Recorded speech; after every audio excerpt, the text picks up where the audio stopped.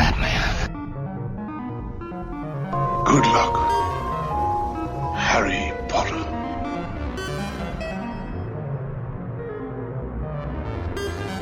Well, cover me with eggs and flour and bake me for 40 minutes. Hello, and welcome to ScreenMasters with me, Bav. And me, Fluff. And today on the show, we're going to be looking at the Mission Impossible franchise, having a bit of a chat around the movies, and then giving you our ranking of worst to best for the entire series. But first, we will, of course, do some catch-up and see how things have been going. Here we are at the beginning of February. So, yeah, how are things, Fluff? Not bad. How's the house? The house is coming along. Curtains are up. Nice. Painting started. So yeah, it's coming along. It's not fully ready for public viewing yet. Not in its final form. Not in its final form. No, that'll be a long way off. But the main room, as you well know, that you're going to always sit in, which is the lounge essentially. So that's the first room. So that will be. But it's coming along. It's coming along. Still enjoying it. Yeah, it's so much nicer, so much warmer. It's nice to be in my new. Yeah, it's nice to be in my new home. Yeah, as opposed to the other place. It didn't really ever feel like home. You know what I mean? You know, sometimes when you're renting a place, especially my dingy little apartment, it didn't feel like home. This feels like home. So it's coming along. Yeah, I was going to say, it must be nice to have actual windows that close. Oh, God, yeah, don't get me started. That must be an improvement. How about you? Yeah, I'm not too bad, mate. I am not too bad. Obviously, I'm slightly away from movies and TV. I accidentally bought myself a Switch 2 over the Christmas period, so yes, been playing a bit of Switch 2 and watching some stuff in the background. Is there anything you want to talk about? You know, you've watched since the last one? I'll catch up on a couple of things that you'd mentioned last time. Cool. Just so that we're covering the bases. Predator Badlands was actually last night's viewing, and I enjoyed it quite a lot. I'm not going to lie. I think I was more in the camp of in agreement with our buddy George when we had a conversation, and he expressed his quite unlove of it. Oh, you didn't like it, though? I appreciate where you were coming from in the sense of, like, why have we got a Predator who's got a sense of humor? But I think I'm gonna play devil's advocate a little bit. Yeah, go for it. Obviously, we've seen so many iterations of a Predator or an alien, and I think it's that thing of, just as you would see another human or you see another alien race or whatever, there's that stereotypical view. Oh, there's one, they're all the same, because you see. But most of the ones we've seen have been hunters or militaristic or whatever. This is just a guy who is part of that lineage, but he's a smaller guy compared to some of the others. So, and not everyone is the same. And again, he creates his own little tribe, and I just really enjoyed it because, again, it was the little things going throughout the film where he finds a bug and then he flicks it and realizes that it explodes, and he just kind of takes a nod to himself, and I'm like, this guy is being the hunter. He is tracking, he is keeping an eye on all of the resources available to him, and he does that. Those little montage sequences towards the end where he's prepping himself. Yeah. Really enjoyed it. His interactions with Elle Fanning was quite good as well. Again, considering I thought she was really good. I thought she was fantastic. Yeah. Again, she played the duality role, which is always nice because you see the evil version of her and you're like, she's a bitch. And that version was very robotic in that sense. Yeah. Whereas the other one was actually very considerate and calming and a good addition to his tribe, so to speak. It really was fun, and I'm curious to see how they're going to continue this, because, like you say, with Predator Badlands and with the animated one, which the name escapes me. Killer of Killers. Thank you very much. and Prey and that ilk that they've got going. You know what? I've not watched Prey. I haven't yet got round to watching Prey. This makes me want to get round to watching Prey very quickly. I'd say for me, Prey's actually the best of the three. And that's great because I get to go there. So yeah. No, like I think I said at the time, for all that it may not have entirely gelled with me, I would much rather watch someone have a punt at a different direction than I would watch the seventh remake of Predator. You know what I mean? I would rather them try something, even if it doesn't hit. For me, personally, it clearly hit for everyone else. I believe Predator Badlands is has made more money than any Predator movie at the cinema ever. It is the highest grossing Predator film ever released. So clearly, I'm in the minority for not entirely gelling with it. But like I say, I'd still rather you were taking punts and them not all hitting than just going, oh, well, let's just redo the first Predator film again then. Yeah, I think when you've done so many of that, Predators hunting humans in, Predators hunting, this was different. It didn't ignore that there's other stuff going on, like you say, with the whole Weyland-Yutani thing. Everything is still there. You've got Easter eggs galore. You've still got connective tissues to everything else that's going on. The world building. So I'm here for it. I'm not much on the jump scares, but this was enough for me. So that was number one. Number two, I did get round to watching Pluribus. And I know we'll have a little deep dive on that one. So I'm not going to say any more than that because that was a treat. Yeah. And that's exactly as I would describe it. A proper treat to watch. The shows that Apple is putting out, I'm just, chef's kiss kind of stuff these days. Just loving it. Potentially a little bit of foreshadowing there, view. Foreshadow. Say nothing more. But I've also been in on a couple of animes, which, you know what, I do this. I go in and out. I'll do a big deep dive into, I'm going to watch like 5 different anime series, one after another. A couple of them really completely boggle the mind and really do make me chuckle. Again, I've watched the final season of My Hero Academia, which I know you never got round to watching. Yeah, I never got into that one. I did try. It was good. It was a good final season. Not perfect. It felt like it could have been longer, and there's other things with characters, but it was really good. But another one of his ilk, which I would actually encourage you to watch, is To Be Hero X, and it's a little bit different. I'm not going to lie. The style of it changes. The animation style does kind of change. It's a little bit CG. Then it kind of changes different styles of anime. But absolutely fantastic. And it's a Chinese, oddly enough, anime series. But the story structure and the way that it's been built, I won't say much on it, but it's you realize very quickly that the chronology of the episodes isn't exactly how you know it to be. Things are intertwining, and it's fascinating. But I was gripped, very much so. It took me 2 to 3 days to get through it. So that's my little anime recommendation for the moment. Okie dokie. Yeah, I'll have a look for that, definitely. Excuse me.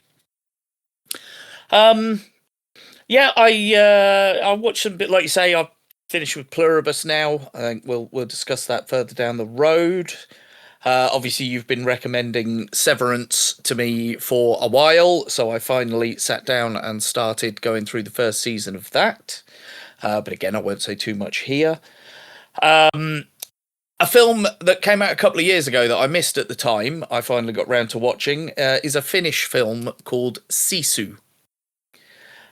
Which is about a kind of a Finnish commando in 1944. He's abandoned the war because he lost his wife, his family, his house, everything. The Germans took it all from him. And he essentially is now just panning for gold in northern Lapland, which is in the northern end of Finland, at the time when the Nazis were being pushed up north in Finland and were being pushed from the east by the Russians. They were trying to drive them up north. into the cold wastes. And essentially he finds gold. He goes panning for gold in Lapland, and he comes across a gold deposit. He's taking it back to to his home, and he runs across the Germans. Now, as they were being driven north, they had adopted a scorched earth policy. So they were burning every town, village, car, whatever they came across as they moved north, regardless of whether it was a civilian target or military or not. And essentially the Germans turn around and decide to go after him because they know he's got the gold. And unfortunately for them, it turns out that this guy is a legend. He's supposedly massacred more than 300 Russians during the war. And before he decided he'd had enough, the Finnish government stopped trying to control him and essentially just let him off the leash like a rabid dog to go and do whatever he wanted to do. But it's funny. He gets into situations and he's an old bloke, and you're like, Jesus Christ, how the hell are you going to get out of this? And I won't say too much more because it's a ridiculously inventive, funny, but also ridiculously harsh at times as well film. It's an hour and a half. It comes and goes in no time whatsoever. But the reason I wanted to mention it, and the reason it's stuck with me so much, is I find it amazing in the modern day, 2026, I'm in my 40s, I've been watching movies for many years. It always amazes me when I come across a film that shows me something on screen that I have never seen before. And I think that's an incredible thing to be able to do in the modern day. But there is a sequence that involves a minefield full of landmines, and something that the main character does to a Nazi involving a landmine I have never seen before. And I was so ridiculously enthralled and impressed by what I'd seen it just elevated the movie. There was a sequel released, I think, last year called Sisu Road to Revenge, which I believe is a prequel telling some of the sort of legend that's behind him when you see him in the first film. So yeah, Sisu. Very, very entertaining movie. I suggest anyone look at it. Seek it out. And the name definitely rings a bell. No, I believe. While I believe you may have mentioned it before, I did. It was one of the movies I was very upset with the Odeon when it existed for, because they spent weeks showing me the trailer, and the trailer made me go, "I want to see this." And then actually, when it opened, it was on at 9 o'clock at night on a Wednesday once or something. Like, it didn't get a big release there, so I was quite annoyed with them for that. You said the second was a prequel. Is there a sequel to it? Okay, that may be weird, because I believe it's one of those ones where it has got such a renown to it now that I read a recent article. So it does. So there you go. I will be definitely worth watching. Like I say, I know we'd already discussed and it was on my, but yeah, the name has been coming up recently. So yeah. I was going to mention a series of movies that I've been working my way through, but I don't think I will, because that'll be spoilers. I finally got round to watching F1, the movie. Yeah. As its your thoughts on that? I'm very interested in your thoughts specifically on that. Yeah, it's taken me a while to get around to it, because I was like, I think it's going to be a bit cookie cutter. I don't think there's going to be much to it. It's actually quite long. It's like 2.5 hours long, and I didn't really know what there is to do within 2.5 hours. I enjoyed it. I really enjoyed it. It's Joseph Kosinski, I believe his name is. He did Top Gun Maverick. I don't really know what he did before that, but he very much likes to do things for real if he can. Mm-hmm. So, I know a lot of the actual driving sequences, some of them were shot at Rockingham, just down the road from us. Some of it was shot in Silverstone at the actual British Grand Prix. Some of it was shot at the American Las Vegas Grand Prix. Some of it was shot at the Abu Dhabi Grand Prix. Because, Brad Pitt is really driving the car around the track with Max Verstappen and George Russell and Lewis Hamilton and all the rest of them. It made me laugh, actually, because the only driver that actually gets a real kind of shout out is Max Verstappen. And it's a bit where Brad Pitt is in front of him and he's hounding Brad Pitt. And it cuts to Brad Pitt and over the radio, he says, "Oh, this guy's pretty good." but he's the only one that gets like a big up mention. The rest of them are just mentioned in terms. He's the only one that they're like, oh yeah, he's pretty good. He's actually as good as me, sort of thing. But yeah, it's really good. I tell you what, I forget from time to time how fucking charismatic Brad Pitt is. He is so fucking charismatic that it makes me sick. You know, he is one of those actors. He always has been. He's pretty. He's hunky. He's fucking brilliant at what he does. And he's got charisma for days. It's also, honestly, he has been a very smart bastard when it's come to his career in so many ways by selecting some specific roles that kind of do a bit of a left turn. So he did something like Seven. Yeah. He did. I'm trying to think of a few here. Fight Club. He did Fight Club. Left Curve. He did Snatch. Big Left Curve. Granted, you look at something like Ocean's 11, but he, when I'm going to share the screen. I'm a big star. I'm going to share the screen with a lot of other people, and it again, bit of a left curve, but he's just done the right thing over the years, and he's just taken on the right roles. I mean, he's done how many a couple of Tarantino films. He's reprising the role again. Once Upon a Time in Hollywood. You could say it is a DiCaprio Pitt film. It does feel like they do very much share that screen. So he's a smart cookie. He is. To do what he does and to do F1, to put himself through the brutal punishment at his age to get in that car. Yeah. Because like you say, then you got shit like Deadpool 2, where he was just a little cameo.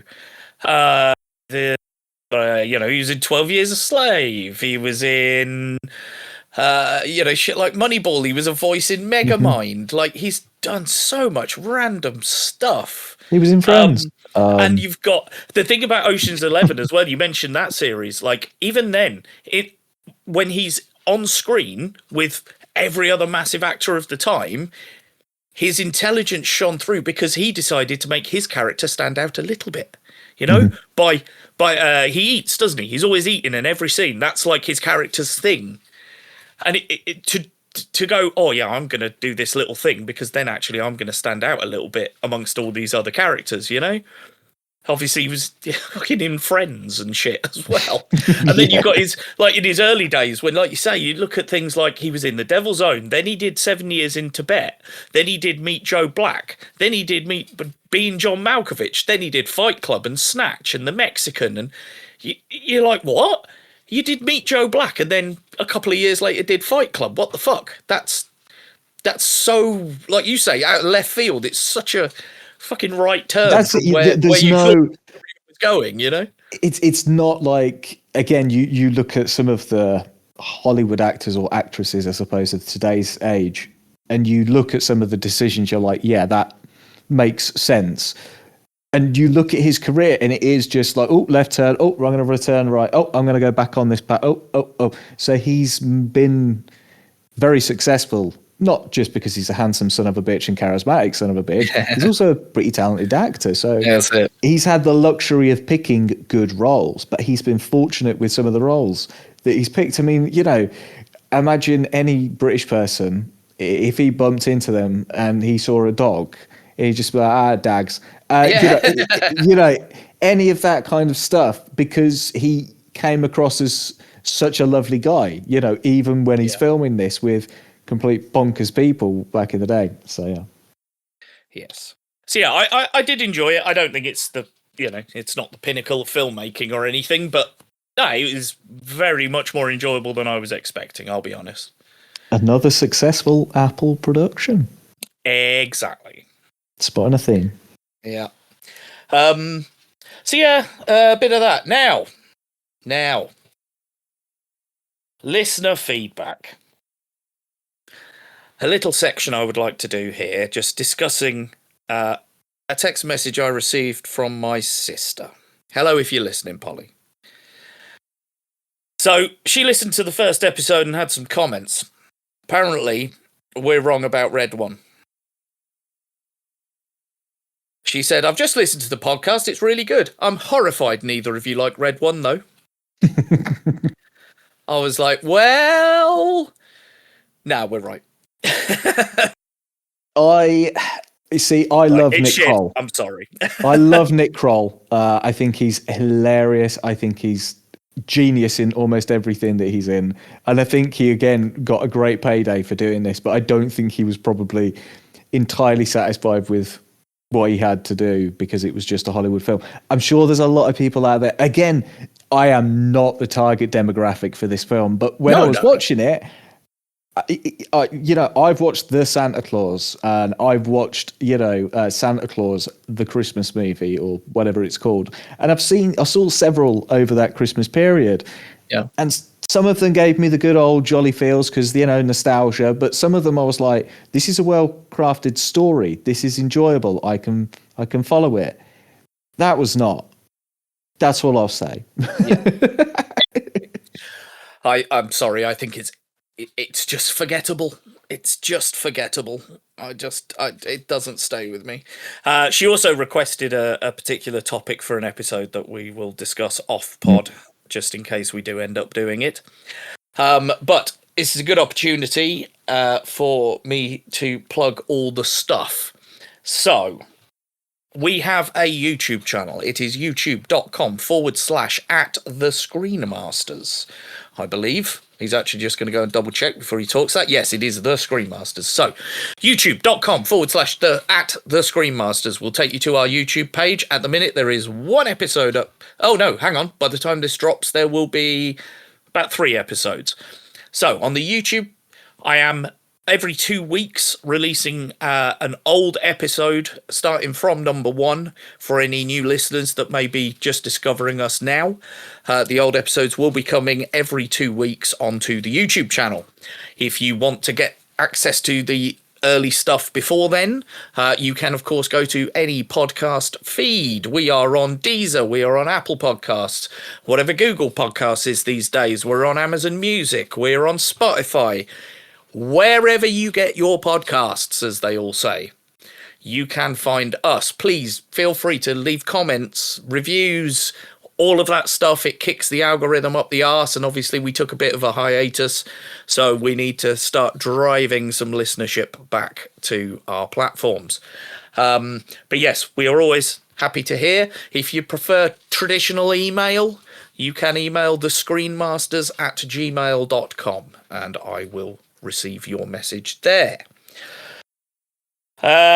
We do have a Facebook page. I don't know whether anyone actually uses Facebook in these days, but if you go there, there's a post on there and you can search for the ScreenMasters and it's got links to everywhere you can find our content. Yeah, I think that's about it for the intro. Anything else? No, no. I think the only thing, actually tell a lie. I'll think of one film that I did watch. It took me a while to get around to watching it, but as we're in the season of awards and whatnot, Train Dreams on Netflix. Okay. I finally got around to watching it. It'd been one that I had my eye on. I was like, you know what, I do want to watch, and it was fantastic. I do highly recommend it to you. Highly recommend it to the listeners. It's the best way I'm going to describe it is it's a tale of a human being, and I'll say nothing more. I think that. What was it called again? Sorry, Train Dreams.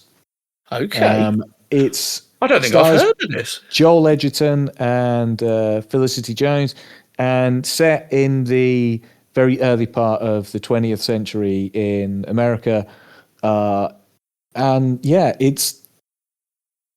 It best described for me is that it's the story of a real human being and all that it goes along with. That's all I'm going to say. I think I highly recommend it to anybody. I think the cinematography is absolutely fantastic.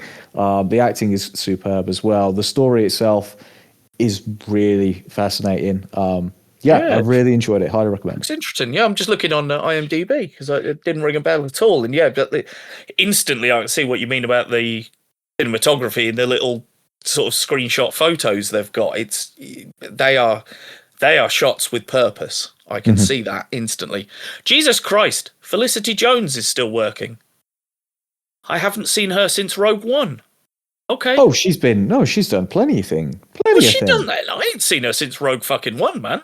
It's like Daisy Ridley. I ain't seen her since fucking the sequel trilogy. I mean, Felicity Jones was she was in the Stephen Hawking film. Oh yeah, she was. Yeah, you're right. Theory of Everything. Yeah, I forgot about. Hang on, no, Theory of Everything was before Rogue One, so I'm still right. I guarantee she's definitely been, but also, I imagine she's probably had a kid or maybe two at this point in her life.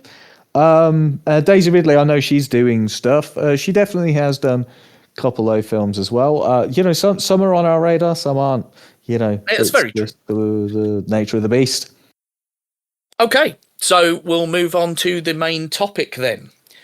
Did you realise, it only occurred to me in the last couple of days, that this year, it will actually be in May, because that's when the first one was released, but it is the 30-year anniversary of Mission Impossible. Mm-hmm. Movies, in terms of movies. Yep. Obviously, the original series was, in the 60s, 70s, wasn't it? But, it hadn't occurred to me that it was actually the 30th anniversary, so there you go. We've actually kind of tied up with things, even though we didn't intend to.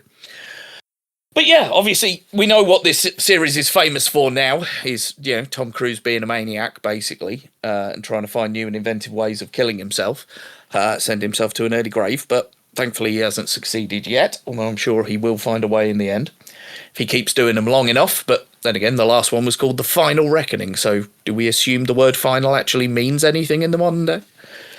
Oh, I think it's certainly, in our recent talks about franchises and the like, I think it is one of those franchises that needs to take a back seat for a few years. I think so. And I think that if he was to come back, he needs to come back as the quiet lead. He needs to be Jim, as far as I'm concerned. He needs to be the John Voight character from the first one. Very much so. And he needs to accept that he is way too old to be running around. Anyway, we'll get to all of that. Exactly. So yeah, we start in 1996 with the Brian De Palma directed Mission Impossible, which starred John Voight, Tom Cruise, Emmanuel. I'm going to butcher the name. Emmanuel Béart is how I would say her name. I believe she's French. Henry Czerny as Kittredge. Obviously, Jean Reno was in there. Ving Rhames, Kristen Scott Thomas, Vanessa Redgrave. There's no end of names in it. Emilio. Don't forget Emilio. I was going to say Emilio. Unfortunately, bless him, he only lasts, about 10, 15 minutes, bless him. But Emilio. He does have one of the good bits where he put the end of the gum together and shows him how to do that. But yeah, and this film is, I would call it a traditional sort of spy thriller, really. It's a Brian De Palma spy thriller. It's very cool. I think the sequence in the Langley Vault is probably the most famous sequence from it.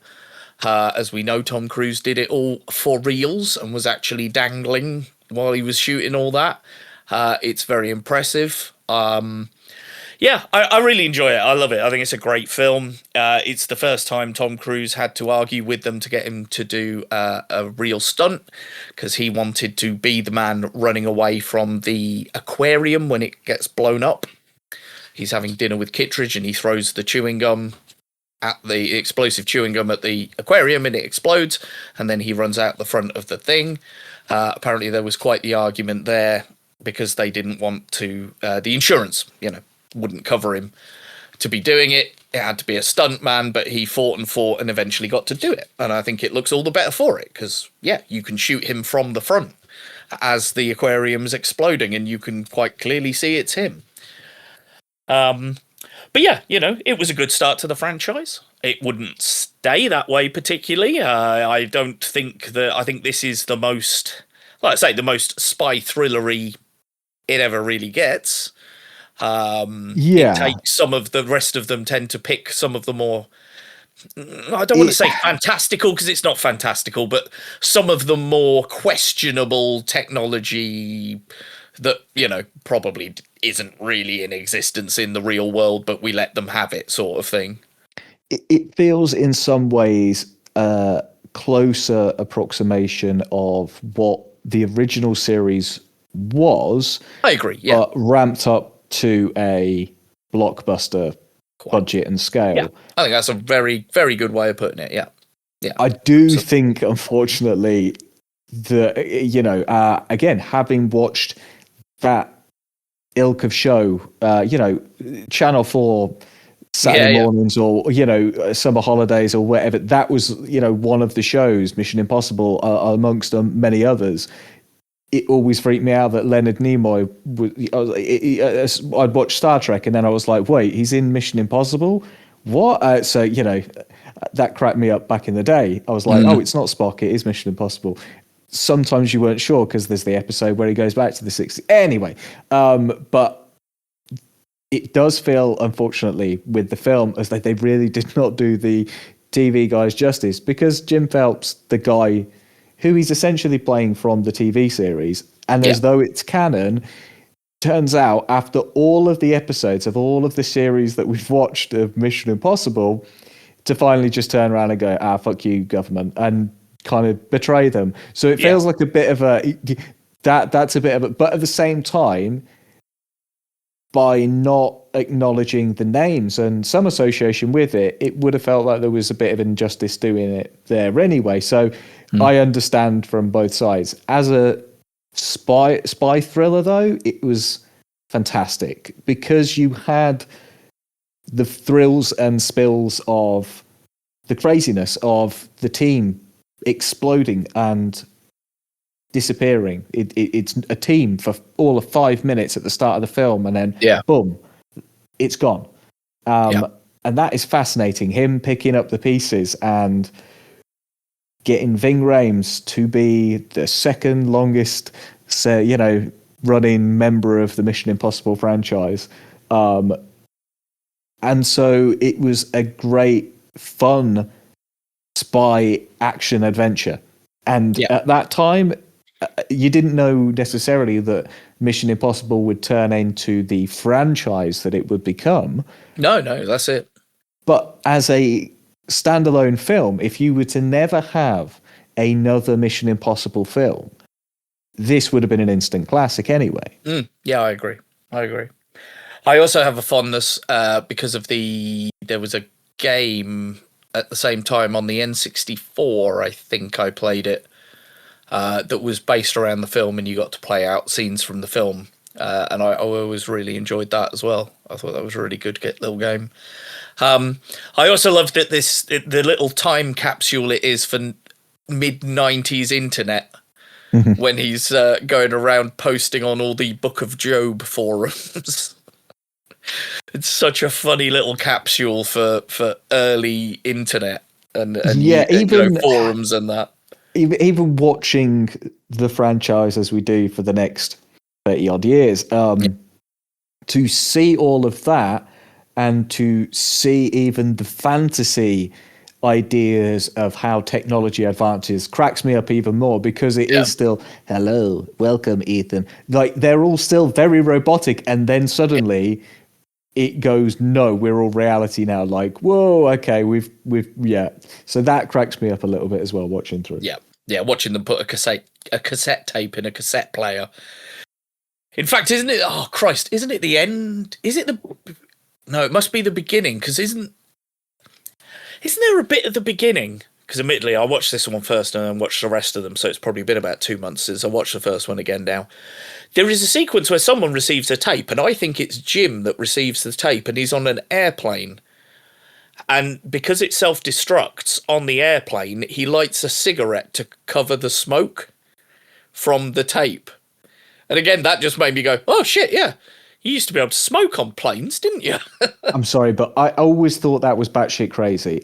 Even as a smoker, you are in a very tiny box with a limited amount of air high up in the clouds. Like, there's a reason that you're in a... I never understood that. You're batshit crazy. Well, there is air recycling. They actually reckon that the air quality on a plane now is worse than it was when you could smoke. Oh, Because good when God. you could smoke, pretty much 90% of the air on the plane was being circulated with air from outside. Whereas when they banned smoking, they didn't have to recirculate the air so much, they stopped pulling in so much air from the outside, and they started recirculating and filtering more of the air from inside the plane. I believe. I might be wrong. Someone will correct me, I'm sure. Anything else on the first one? No, I think sets a bit of a tone at times that not all of future directors follow, but a couple Certainly not the do. next one, let's be fair. No, certainly not. Is the architecture and things like that. They shot a lot of this in Europe, and that is one of the things that is very unique about the architecture in Europe. And, they're in Prague or Paris or London, and that you can tell that they shoot on the locations that they do. And having been to some of these locations, they are wonderfully portrayed in this. And that sometimes that's the thing, the architecture becomes part of the film. As we know later on, when he starts being a lunatic and running across the top of buildings. Yeah. Yes. So we move from that in 1996 to Mission Impossible 2, which was precisely 4 years later. In fact, it released 2 days. May 22nd was the first film, and May 24th was the second film in 2000. Now, immediately, I need to talk about the soundtrack for this film before I even get to the film. Because fuck me, is that a brilliant capture of 2000s rock and metal music. I fucking love that album. I still listen to it to this day. It's got Metallica, Limp Bizkit, Buckcherry, fucking Godsmack. It's got all of those new metal bands from around that time, and I still fucking love it to this day. I think there's a Chris Cornell solo track on there as well. It's brilliant. But again, it's a funny little time capsule for the period. Now, it is also a time capsule for some attitudes that I am very pleased have gone by the wayside. This film is fucking horny. I did not realise how fucking horny this film is. Multiple times, the bad guy, Dougray Scott, is talking about getting his gun off. And there is a particularly unnecessary sequence when Tandy Newton's character, because she has dated Dougray Scott's bad guy in the past, but run away from him because obviously he's a controlling lunatic. And they want to put her back in with him to get information for them to find out what his plan is. And she agrees to go back in there. And there's a bit because Anthony Hopkins takes over the Jim role in this film. And there is a sequence where he's talking to Ethan, and Ethan is unhappy with putting her in a dangerous situation, and how will she have the skills to lie to him, to convince him that she's this, that she's that. And I paraphrase, but Anthony Hopkins' character says something along the lines of, she's a woman, she's got all the training she needs. And it's like, fucking hell, yeah, we used to say shit like this. This shit used to fly, didn't it, back in the day? The line is something like, oh, she's slept alongside this guy. She's got all the skills. Implying that, I think it's implying that a manipulator, to be a questionable character. Yeah. Now, again, when she finally gets put back in there, Dougray Scott, she's in a room with him, and he gives her a dress to try on, and she looks at him as if he's going to leave the room, and quite clearly he isn't going to leave the room, so she turns around, undresses to put the dress on, and before she can put the dress on, he grabs her arm. It's all just unnecessary rapey bullshit that I am very glad that we've moved away from now. All of that lot can get in the fucking bin. I don't want it to come back, and it does sour the movie for me somewhat. Admittedly, I didn't realise quite how bad it was. I didn't remember how bad it was until this. But again, it's the 2000s. It was the age of lads mags and fucking... Oh, what was her name? She was in FHM, and they fucking projected her half naked on the side of the fucking Parliament building or something from the River Thames. I forget who it was now. Someone will know in the comments. Let me know. But that's why it's a product of his age. Now, in terms of the film itself, it is not a Mission Impossible movie. It's a John Woo movie. And if you've seen a John Woo movie, you know what that means.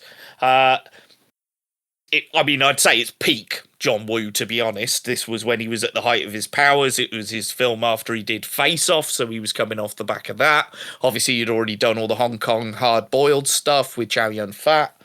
But yeah, Doves, check. Firing 2 handguns while flying sideways, check. Flaming doorways, check. Slow motion for intense sequences, check. It's got everything you want from a John Woo movie in it. But, because it's a John Woo movie, it feels like a John Woo movie to me. I struggle to, even though it's got Ethan Hunt in it, again, he's a bit of a different character in this one to what we saw in the first one. And all of that is because it's a fucking John Woo movie. And the John Woo of it all sort of overrides everything else. I think it does make me chuckle again, looking back at this film in particular, for so many different reasons. One, it didn't really do much for me when I watched it. Again, it was not even eye candy. It was so forgettable that I could barely remember it. What baffles me more about the film is the fact that Dougray Scott picked this over being Wolverine and X-Men. Yeah, bless him. Great Hollywood choice there that you made. 2, it's also written by 2 guys who I absolutely love because of all they did for Trek, which is Ronald D. Moore and Brandon Braga. Yeah, I know.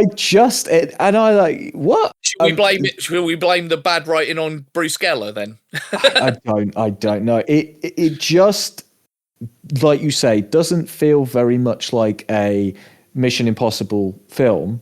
Having watched the previous one, which was very much a spy espionage That's thriller. it. And then it suddenly goes, okay, we're going to do a very spy action film. Yeah. And we're going to have 2 guys drive motorcycles at each other and throw themselves at each other at the same time. Which is, again, one of the most John Woo fucking things I've ever seen. It's so John Woo, it's nuts. There's always that thing of you suspend disbelief when you go to the cinema, especially when you're going to watch a big action film. And we didn't necessarily get much of that in the first one. I suppose the biggest would probably be the exploding helicopter at the end where he kind of face plants into the Eurostar. Yeah, that's probably, the biggest. Yeah, but again, all that was CG. That was all CG. It was all CG. He didn't actually do that bit. Yeah. So. Whereas I look at this and I look at 2 big motorcycles smashing into each other and 2 people smashing into each other. If I bump into somebody in the street, I feel it. If you're going to throw I just didn't. There's a certain amount. I mean, it gets worse as we go on, but this was the one where certain action pieces, again, because of the people involved, I looked at Dougray Scott and I was like, you're not convincing me. You're a petty bad guy, but you're not an action bad guy, if that makes any sense. No, I do agree. I know what you mean. It's worth mentioning poor old Richard Roxburgh as well. I think his accent is somewhat of a choice, shall we say, to be fair to him. Mm-hmm. South African accent I've always found incredibly difficult to do. Lethal Weapon 2 told me all I know about South African accents, so I can probably say diplomatic immunity, and that's about it. Dude, that was bad. Oh no, sorry.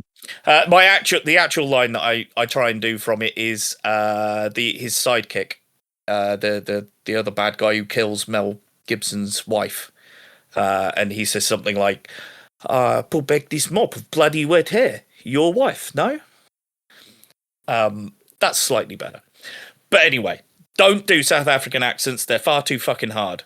Stick to something easier. Do a northern accent. You probably shouldn't try accents at all. Just FYI. Oh, I'm not stopping doing accents. I just won't choose ones from minorities that will get angry at me.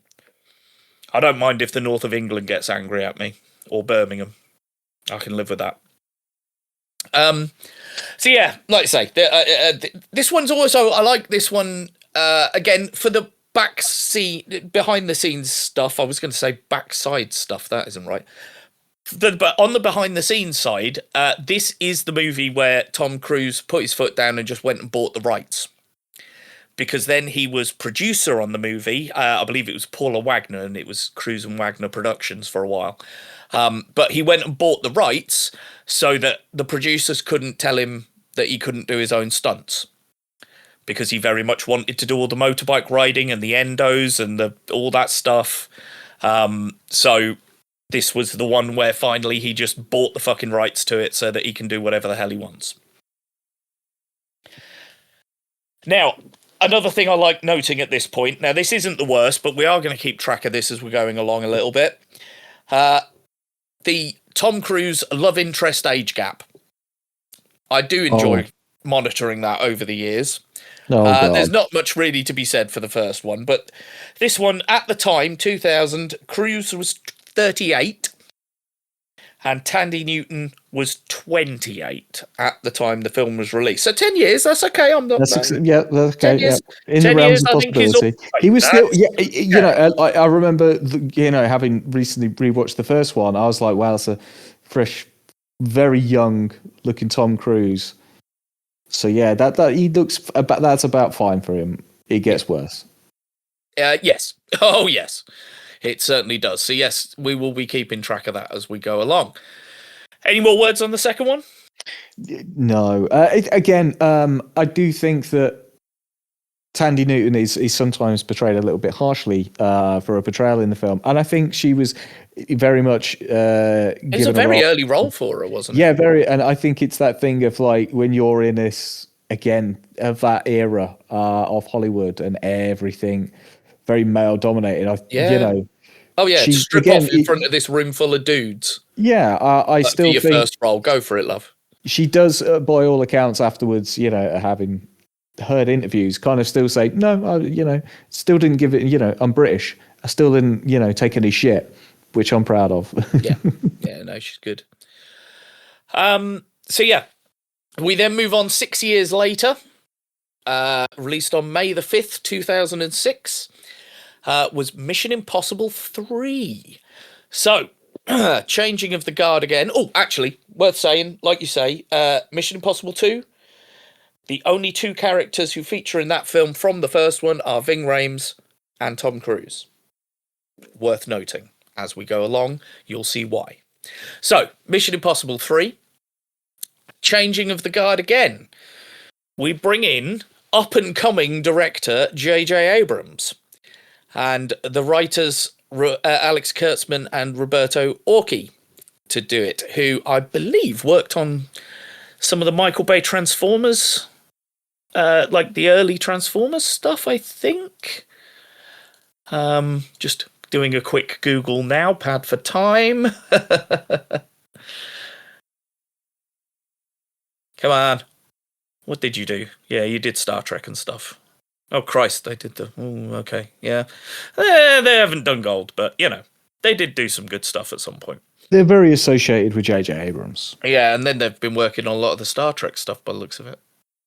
Discovery and things, they've been producers on that, but how much input they had into it, who knows. But anyway. So yeah, Mission Impossible 3.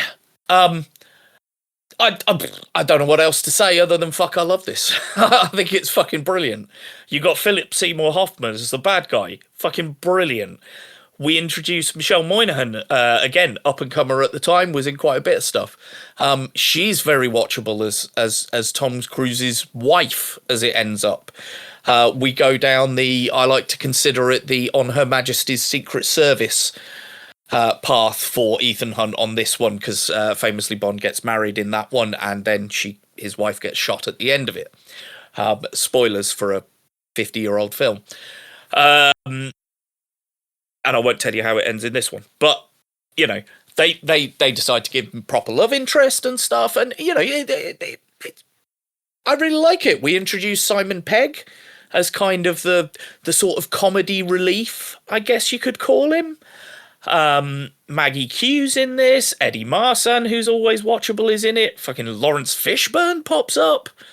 And of course, because it's for anyone that doesn't know, J.J. Abrams always puts Greg Grunberg in every single film.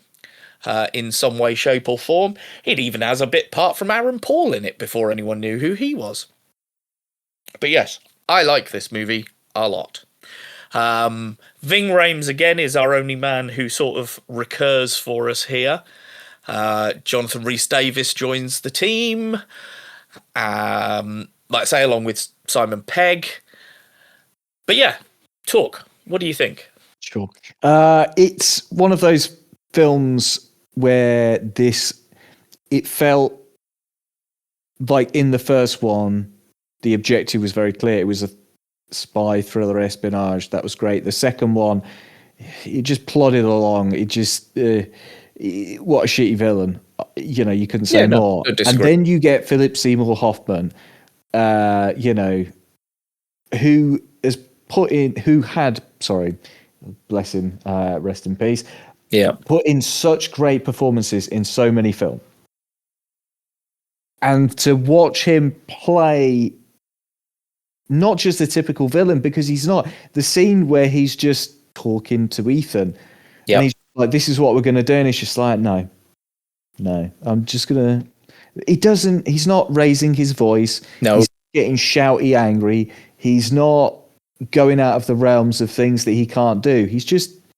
I'm just telling you, matter of factly, this is what's going to happen. Yeah. I'm going to tell it in a very cool, calm, collected way, because this is exactly... And guess what? It's pretty much the plot of most of the film. And so everything that he does and says comes to fruition. And he's very convincing as the villain. Yeah. In fact, he may be one of the best villains that the entire franchise ever produces. And you say that, and I'm trying to think, and there's no one standing out to me. Maybe when we discuss the others, someone will pop into me. One other person that I do genuinely think is just... Okay. But we'll get there. Again, adding the elements of a real relationship for Ethan Hunt with a marriage, and putting that marriage in jeopardy, and then putting her life in jeopardy, and what does that mean for you? You can't have a life. Do you not understand who you are?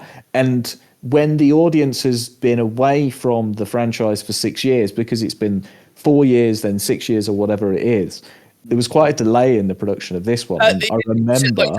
Normally 3 to 4 years is the pattern for most of them.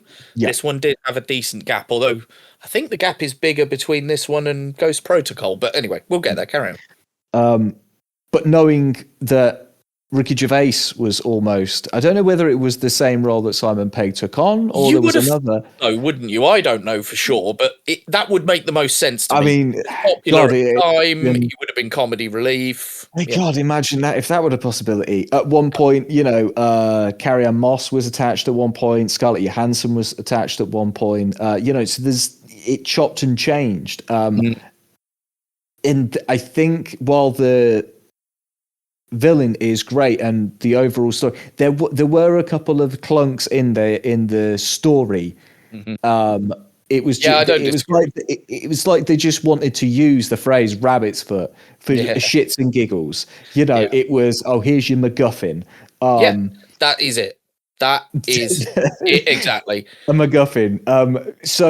But the way that they interwove elements of it was great. One of the best villains, but it didn't feel like one of the best stories. That's all I'll say. No, I agree. I think, like you say, Philip Seymour Hoffman, what more can you say? It's the quiet menace that is behind his eyes when he's playing this character that is just so fucking effective. Like you say, I always, obviously, I work in education, and I always... The teachers who don't shout at the kids are the ones that impress me the most, They don't shout at them, they go quiet. And that is more effective sometimes in trying to discipline and get the results you're looking for. And like you say, I think if he was a screaming, shouting, rabid villain, I don't think it'd be as interesting. Like I say, it is the quiet menace for me that does it. Now, I also think, like you say, at this point, the plots really started to become a little bit like, what? What the Thin. fuck? What? You're going over here for that, and then you're going for that, but you can boil them all down to, where's my MacGuffin? Mm-hmm. There's a MacGuffin here. We need to go and get the MacGuffin. And, that is kind of what they fall into. And I accept it, and I don't really mind.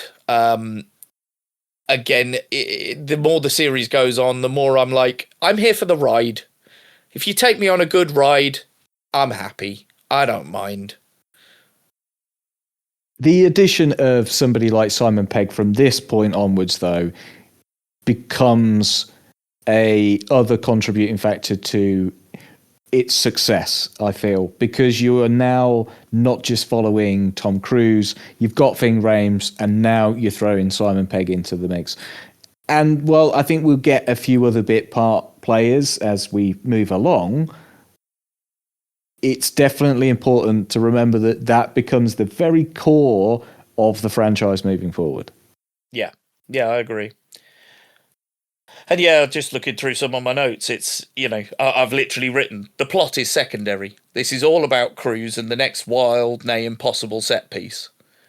The problem... It's the start of the multiple running sequences. I mean, I know we Yeah. had running sequences in both of the other ones, but, I this is where they really can't start to bed in. remember any specific set piece from this film.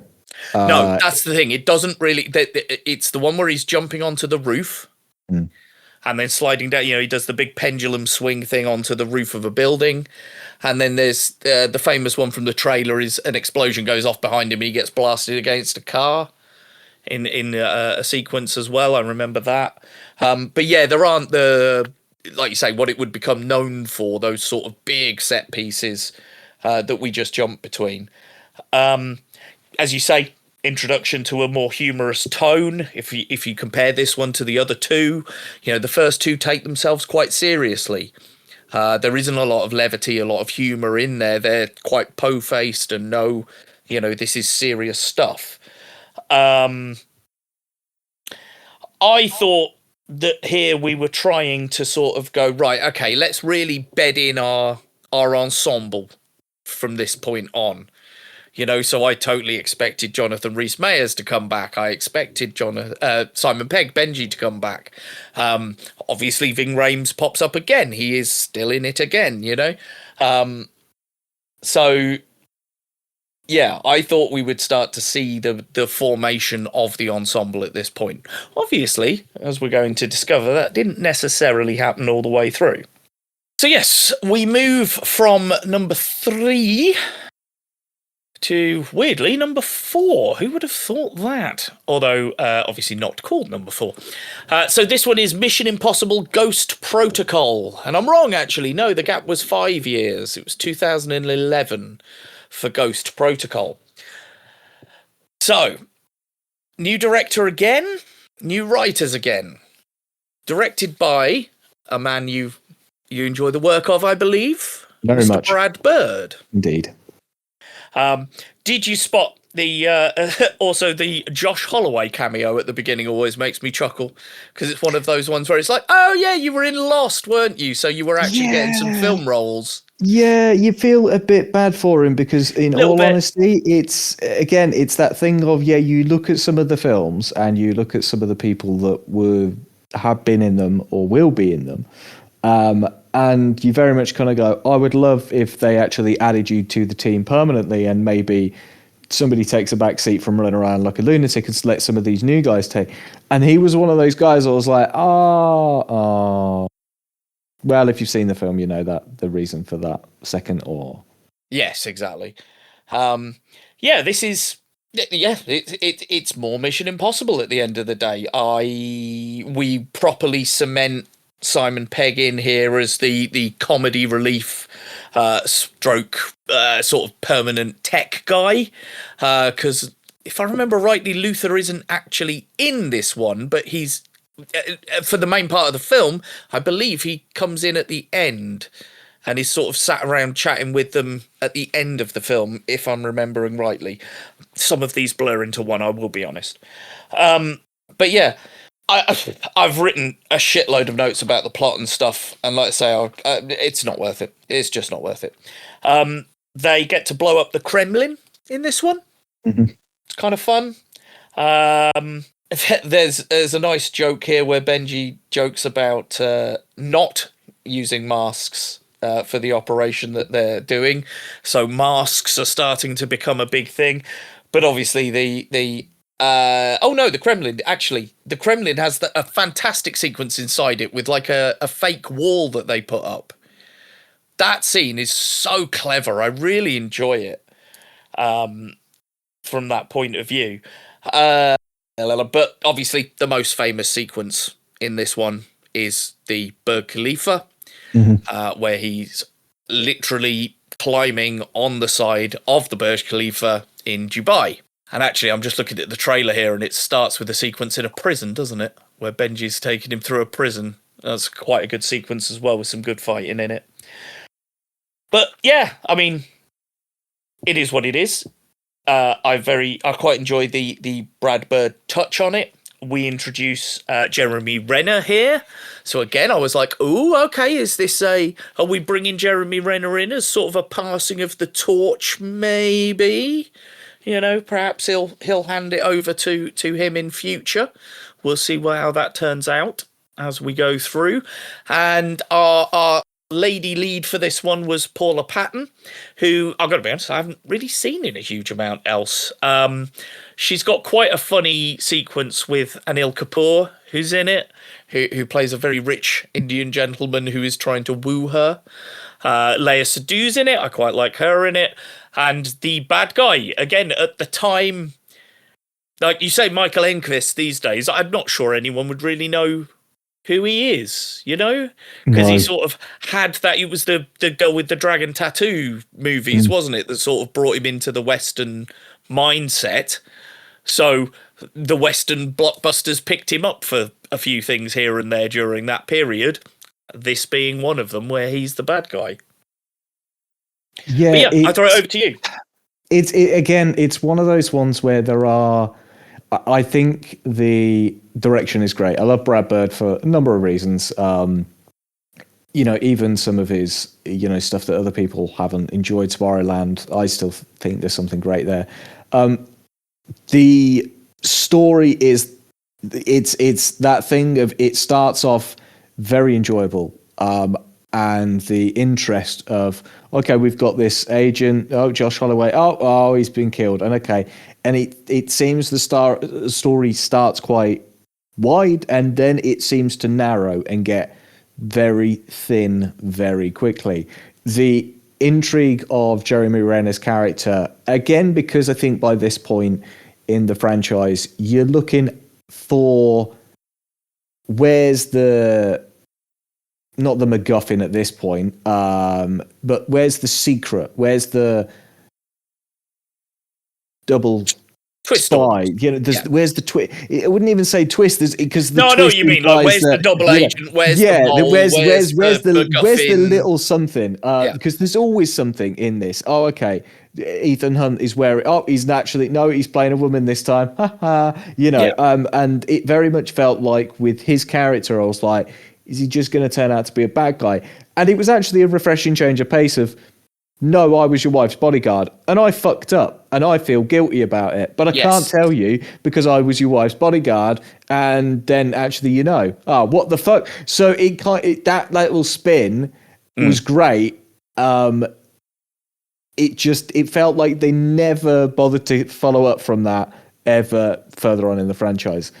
It'll pop up, but it doesn't feel like they kept that uniqueness of that character. It was like, he was good in this.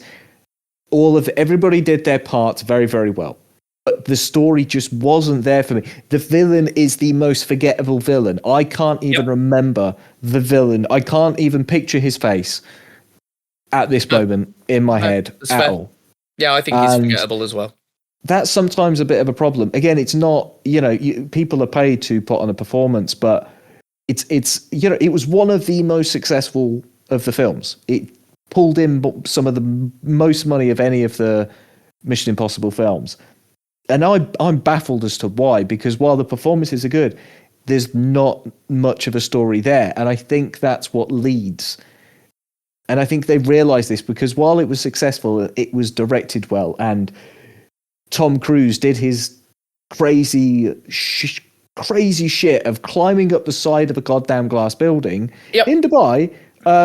Only Tom Cruise would do that kind of crazy shit, or other crazy people, especially at his age. And it's that thing of like, not to say his age is showing at this point, but I'm like, you're not the spry young man that you once were, sir. Maybe you should slow down. No. It gets worse. For the next 10, 20 years, I was going to say, this isn't even the peak of his. No, I know, and that's the thing. I'm like, my God, man, that let some of the young guys, like, isn't that why you're bringing them on board? So let them. No, okay then. It just, the story of the last couple at this point just felt very limiting. Agreed. I actually forgot to mention, so the love interest in the third one would obviously have been Michelle Monaghan. 14 years between Tom Cruise and Michelle Monaghan at that point. Mm-hmm. Obviously, that didn't change. Actually, it's still 14 years now, isn't it? That's how time works, Pete. That's how time works, yeah. That's how age works, yeah. But, yeah, so 14 years, just so that we're keeping track of that. I don't count one in this because he wasn't really dating, he doesn't have anything to do with Paula Patton or anything, so he's still very much with Michelle Monaghan, although he's let her go at this point, and we learn at the end that she's still alive, and that's, like you say, sort of the Brandt admitting, Jeremy Renner's Brandt admitting that he fucked up and he got his wife killed, and then Tom Cruise kind of points across the way and there's Michelle Monaghan in a shop. So he gets to, everyone's happy in the end. Now, being a Brad Bird movie, did you catch any of the Easter eggs? Oh God, no. I mean, it's been a minute since I've watched this particular one. So go on, hit me up and educate me. And I only caught a couple, but I know Brad Bird, Pixar is where he started he actually started his career with Disney in general. He did Mickey's Christmas Carol in 1983 and The Black Cauldron in 85, and started it all actually with The Fox and the Hound in 1981. But he then went to Pixar and obviously did The Incredibles, which I know you're a big fan of. And yeah, I assume he did Incredibles too. He did, yep. He did. Incredibles, Ratatouille, and we know Pixar have an Easter egg usually around A119. Which I believe the story is it was the name of a room in their original office or something like that. A113. Is it? Mm-hmm. Okay. I must... Yeah. Oh, yeah, you're right. Sorry. I was looking at the wrong page of notes, so I couldn't actually see the number. You're quite right. It's A113. So...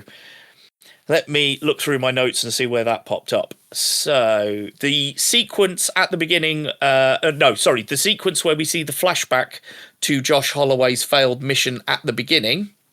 He is wearing a tranquilizer ring, and it has A113 on the design.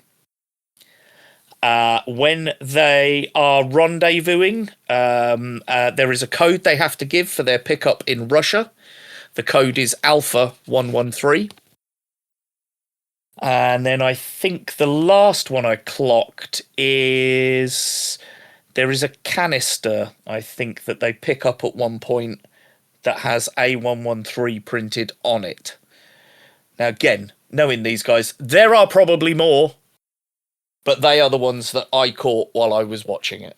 Well done. So again, anyone who caught any more, please, comment section, educate us. What did I miss? Because I'm sure there probably are more knocking about. I'd also like to mention what I call the impossible car park from the end. So the end sequence fight between Michael Enquist and Tom Cruise takes place in a car park, a multi-story automated car park. And I've decided that that impossible car park can go on the list of impossible structures. Which is something that may come up later down the road. I am mulling an idea for an episode just to sort of laugh at the suspension of disbelief that we will go to. An example I would give would be one of the Fast and the Furious movies, maybe the fifth one, maybe? maybe? I don't know. There's one where they're escaping on an aeroplane anyway, like a cargo plane, and they've got to drive the cars up into the back of it. So the plane comes down onto the runway, puts its back door down, and then they have to drive their cars into it. That sequence is about 20 minutes long. And the plane is just on the runway the entire time. I believe, and I will check this for a future episode, I believe someone once calculated if you assume the plane is going at X amount of miles an hour, I think someone calculated the runway needed to be 120 miles in length in order for that to actually be possible to happen. So like I say, I have this impossible structures list in my brain. Die Hard 4, the final sequence, also features an impossible highway that just doesn't make any sense if you actually think about it. But yeah, I just want to mention that because that did make me chuckle. Anything else on that one? Nothing for that, no. Okay, so moving on to the next one. Where are we? We're in the back end now, guys. Stay with us. So yes, that was Ghost Protocol. We move on to Mission Impossible Rogue Nation. So this one is actually... it is kind of set up in the very, very final sequence of Ghost Protocol. Tom Cruise walks away from camera and is listening to this thing will self-destruct in 5 seconds, and it mentions a group called the Syndicate who were on the rise. And then we come to Rogue Nation. So yes, there is this organization called the Syndicate that Ethan Hunt is convinced exist, but the CIA, who is run by Alec Baldwin in this film, do not believe it exists. They think it's all a load of bullshit. And Ethan is obviously pursuing it on his own, trying to make it happen. Now, this is the start of the Christopher McQuarrie era. So he joined up with Christopher McQuarrie, who co-wrote and directed the movie. It's also our introduction to Rebecca Ferguson's Ilsa Faust, who shows up as a British agent, or is she a double agent, or is she a triple agent, or is she actually working for the goodie? Who knows? But she's our question mark for the movie, you might say. Jeremy Renner does return as Brand, but this time is in... It's not quite the Jim role, but it sort of is. He's having to justify what the IMF are doing to some sort of council in the back end with Alec Baldwin. This is the first one where I noticed that they do like Britain. I think quite a lot of them feature at least one scene in London. Well, I think Cruise is a fan of... He is, isn't he? He likes London, I believe. Sunny or not so sunny at times shores. Yeah, so I think he has a soft spot for us. And yeah, culturally, I think there is more to be said, perhaps. Yeah. Luther is back. We have Simon Pegg back.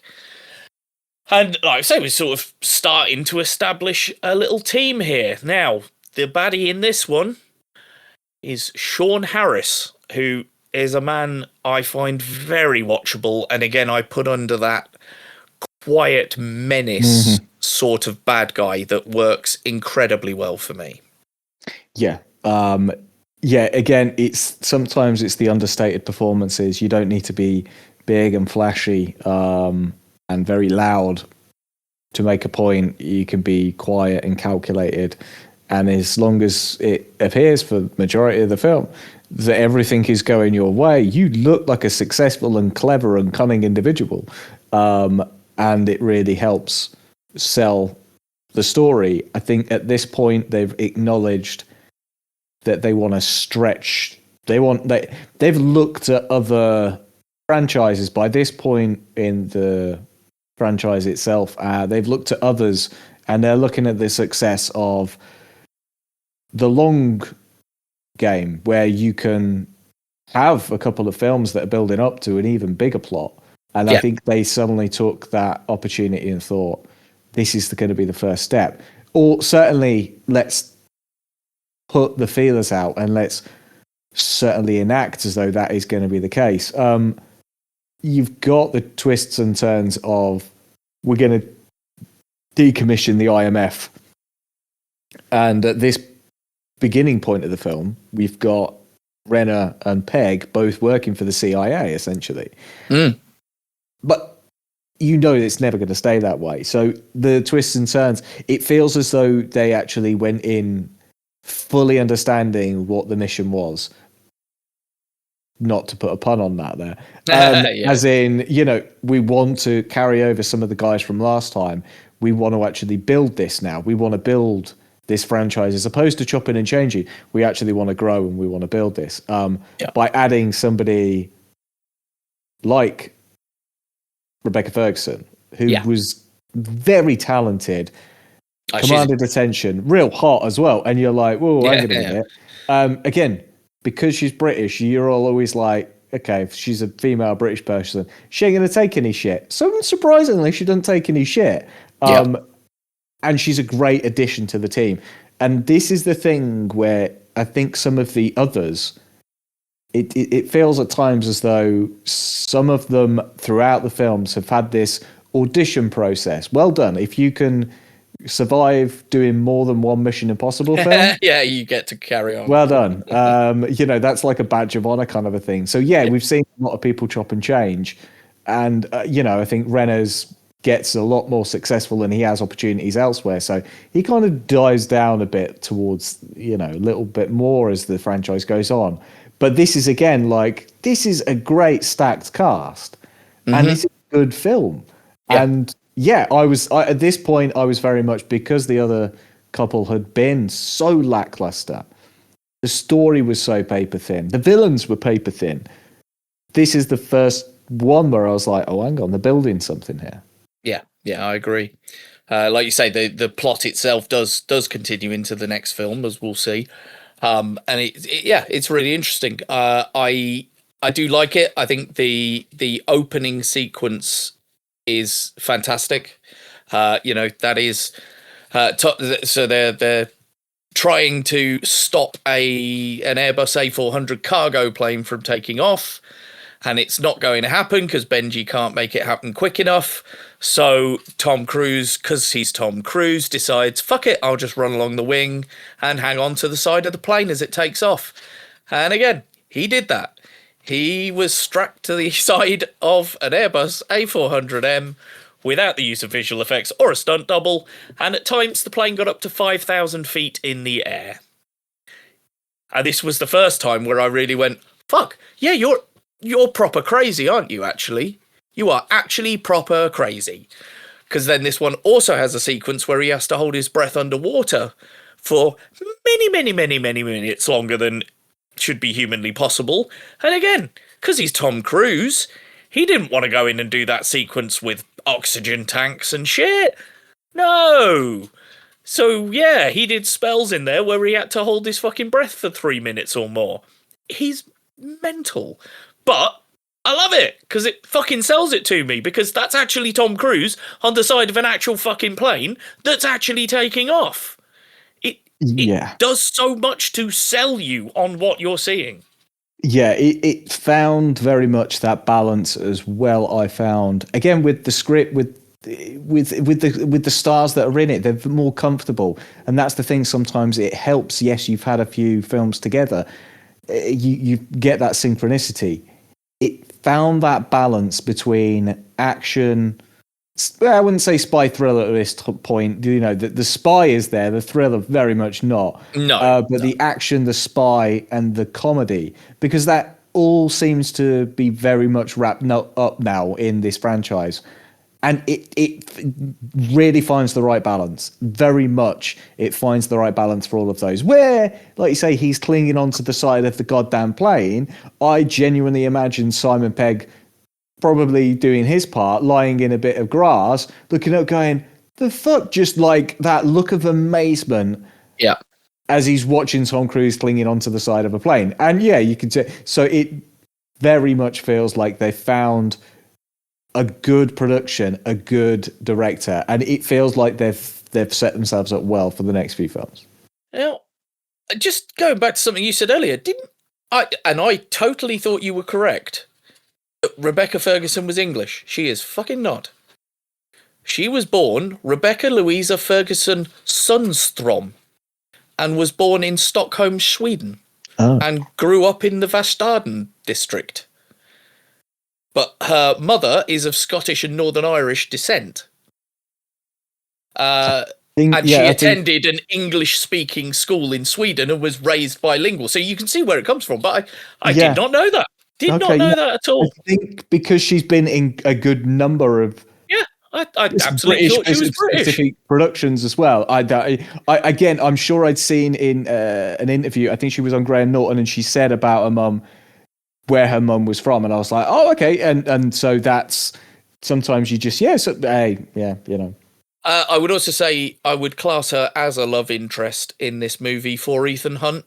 So we get to go back and have a look at the age gap now. So Tom Cruise was born in 1962. Rebecca Ferguson was born in 1983. So we're up to a 21-year gap now. Is that right? I think my maths is right there. So we're starting to push the edges of what I can consider acceptable. It's going to get worse. It's going to it absolutely is. Yeah. Absolutely is. And again, he was pushing. Fuck, he was pushing 60 when this came out. Fucking hell. Yeah. I do like this one. I think it's good. I haven't really got a huge amount more to add to the conversation, to be honest. I think Sean Harris is very clever, very good villain. Like you say, it's that nice, quiet menace side. It's got the set pieces you want. The motorbike chase with Rebecca Ferguson is fucking brilliant. Very well shot. Very dynamic. And as you say, her character is just fantastic, and she plays it really fucking well, because she is, you think she's a baddie to start with, and then she's not a baddie, and then she is a baddie, and then or is she a baddie or not, or what? It's very, very clever the way they play with her character and her loyalties. Yeah, of all of the characters that they introduce, sometimes to the detriment of Hollywood at times, they don't create complex and interesting female characters. She is one of the most complex and interesting characters of the entire Mission Impossible franchise, because you're not sure for a couple of films what she's going to do and where her loyalties actually lie. And that's fascinating. I love that about characters. I think that's great. Yeah. So we move only a few years, actually. It was 3 years later, to Mission Impossible Fallout. So, as the title suggests, this is dealing with some of the fallout of the previous. You see what they did there? From the previous movies. Solomon Lane recurs and has a very, very good speech monologue at Tom Cruise about his past and what's happened and the things he's done. We get Benji's back. Ving Rhames is back. Rebecca Ferguson's back. We get the infamous introduction of Henry Cavill as a character. Obviously, I say infamous. I'm, if you know, you know, I guess, but I will explain it. Famously, that when they wanted to do the reshoots for Justice League that were being led by Joss Whedon, they had to CGI out his mustache, because he was at the time shooting this film and he was contractually obliged, Henry Cavill, to have a mustache. A real mustache. I think he'd also probably give them the finger and be like, I shot your film, fuck off, I'm keeping the mustache. Oh, yeah, I'm sure he didn't give two fucks about meeting what they wanted either. No, I totally agree. We also get the introduction of Vanessa Kirby's White Widow character, sort of a female gangster in the background of things. Michelle Moynihan recurs as the wifey again, but she's now remarried to somebody else, but obviously Ethan has kept track of her. Alec Baldwin's back as Hunley, the head of the CIA. But yeah, what are your thoughts on this one? Again, it's very much of the we're going to have fun with this one. And that's very much how I felt when I watched this one. Because you've got, and this was what I was alluding to earlier, one of the better and probably my most enjoyable villains that he has to deal with in Henry Cavill, because it's somebody who is not just a musclehead. It's not just somebody who's, oh, I'm a former agent or blah, blah, blah. He's actually intellectual, and he has a mission, and he's smart, and I mean, for Christ's sake, the man at one point in the film punches the air and grows a beard. If you don't believe me, watch the meme, ladies and gentlemen. Just type in Henry Cavill growing a beard in a second and you will find it. He genuinely punches the air and grows a beard. It's fucked up. But I have never heard of this, but I am nowhere near. While I'm going to talk for a minute, you're going to go and find that on the internet, and you're going to be like, "What the actual fuck?" It's totally true. It's one of the most enjoyable fight scenes of the entire franchise for me as well. Is where yeah. No, you've seen it. You can't unsee it now. No, you're right. I've never, that. and that is one of my. I was going to mention that as one of my choice sequences from this movie. That bit where he cocks his arms. That is fucking legendary, and I fucking love it.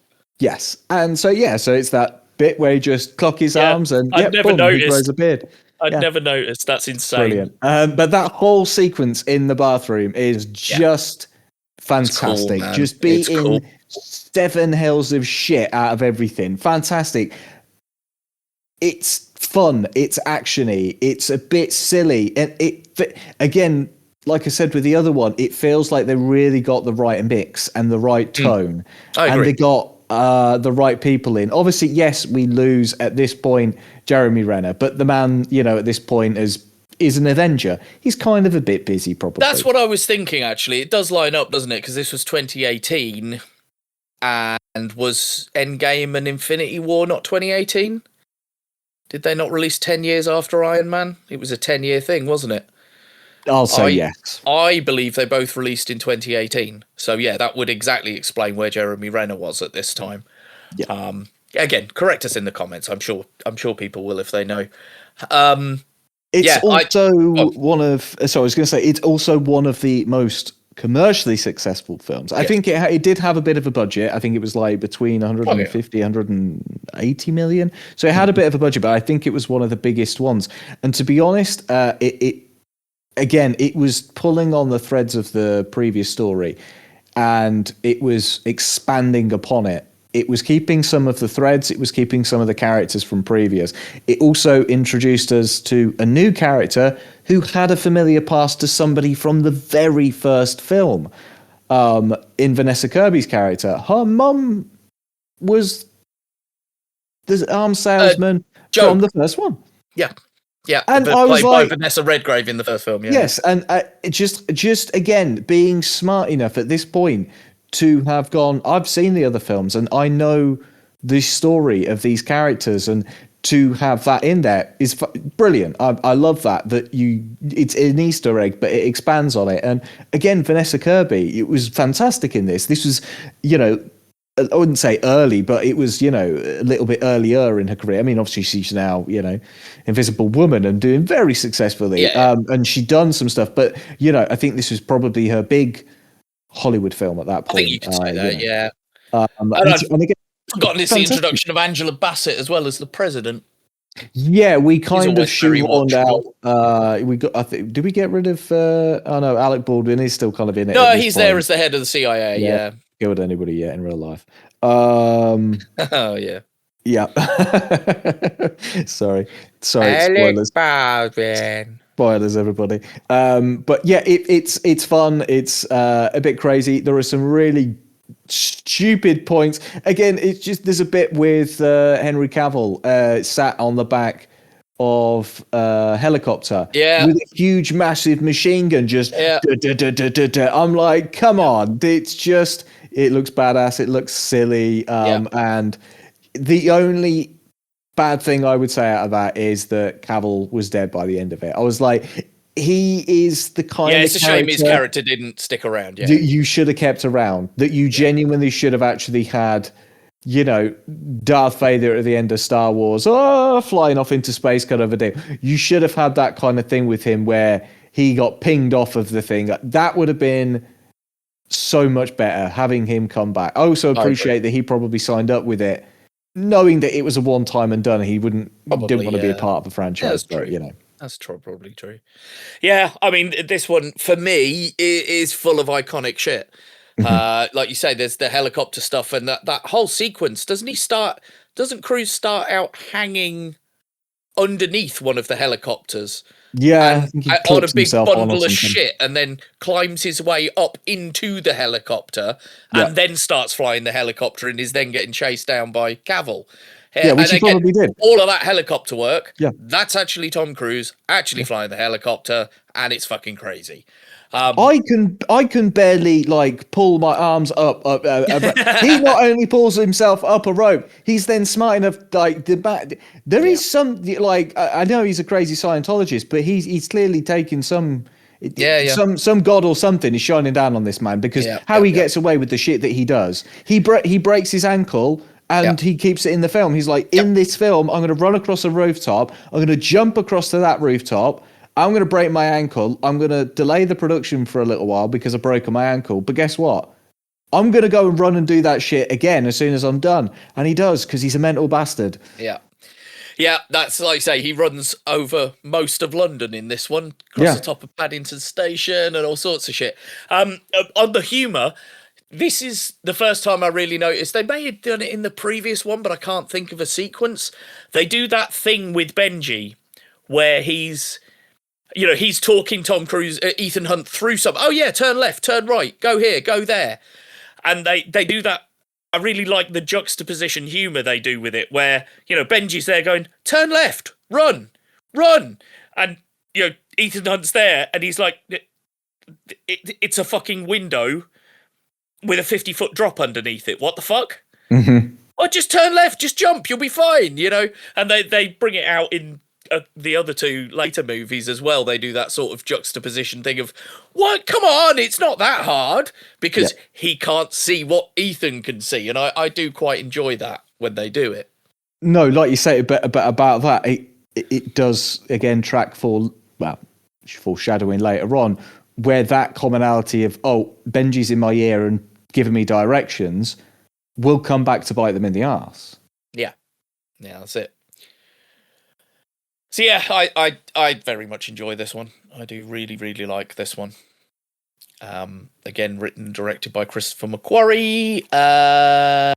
Love interest check. I'd still say it's Rebecca Ferguson, so we're still at 21 years at this point.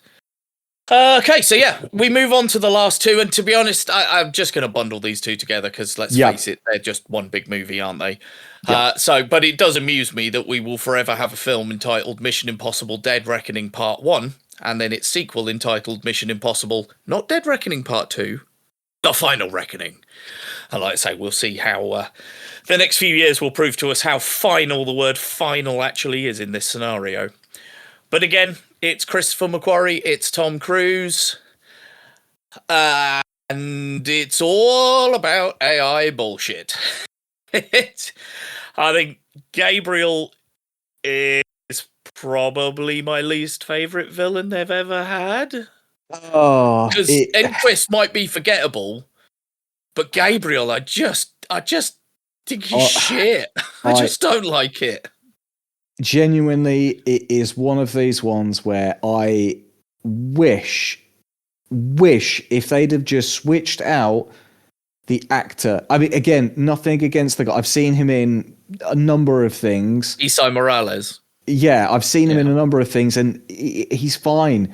But for this, you didn't have the gravitas. For this, one of the most expensive goddamn films of all fucking time. Granted, there was a good portion of that due to COVID and due to budget issues with America shutting down. The COVID shutting down, the strike and stuff like that. It caused a big old dump in their production budget massively because they had to stop, start. But my God, like Tom Clenteef is so much more of a villain than he is. Yes. Especially in the first one anyway. She's that, it's funny because she plays that very silent role, having talked her ass off in Guardians 2 and made me laugh and fall in love with her in Guardians 2. And she does it in a totally different, quiet way in this film, looking hot as hell, like with all the makeup and stuff like that, the half mime outfit and stuff. She's got something to her, I'll give you. Oh, yeah. And the introduction of Haley Atwell's funny character as well. Yeah. Becoming the youngest, perhaps, love interest. You would have thought, wouldn't you? You would have thought. It's got to be. It's got. I'll let you check that at the end. But again, her introduction with Tom Cruise is quite fun. It's like, wait, she's a pickpocket? Wait, she's...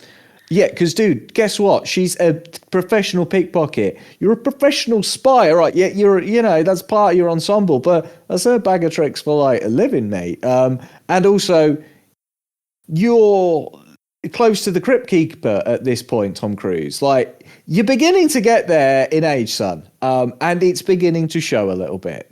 Just my personal opinion. But, that's just me.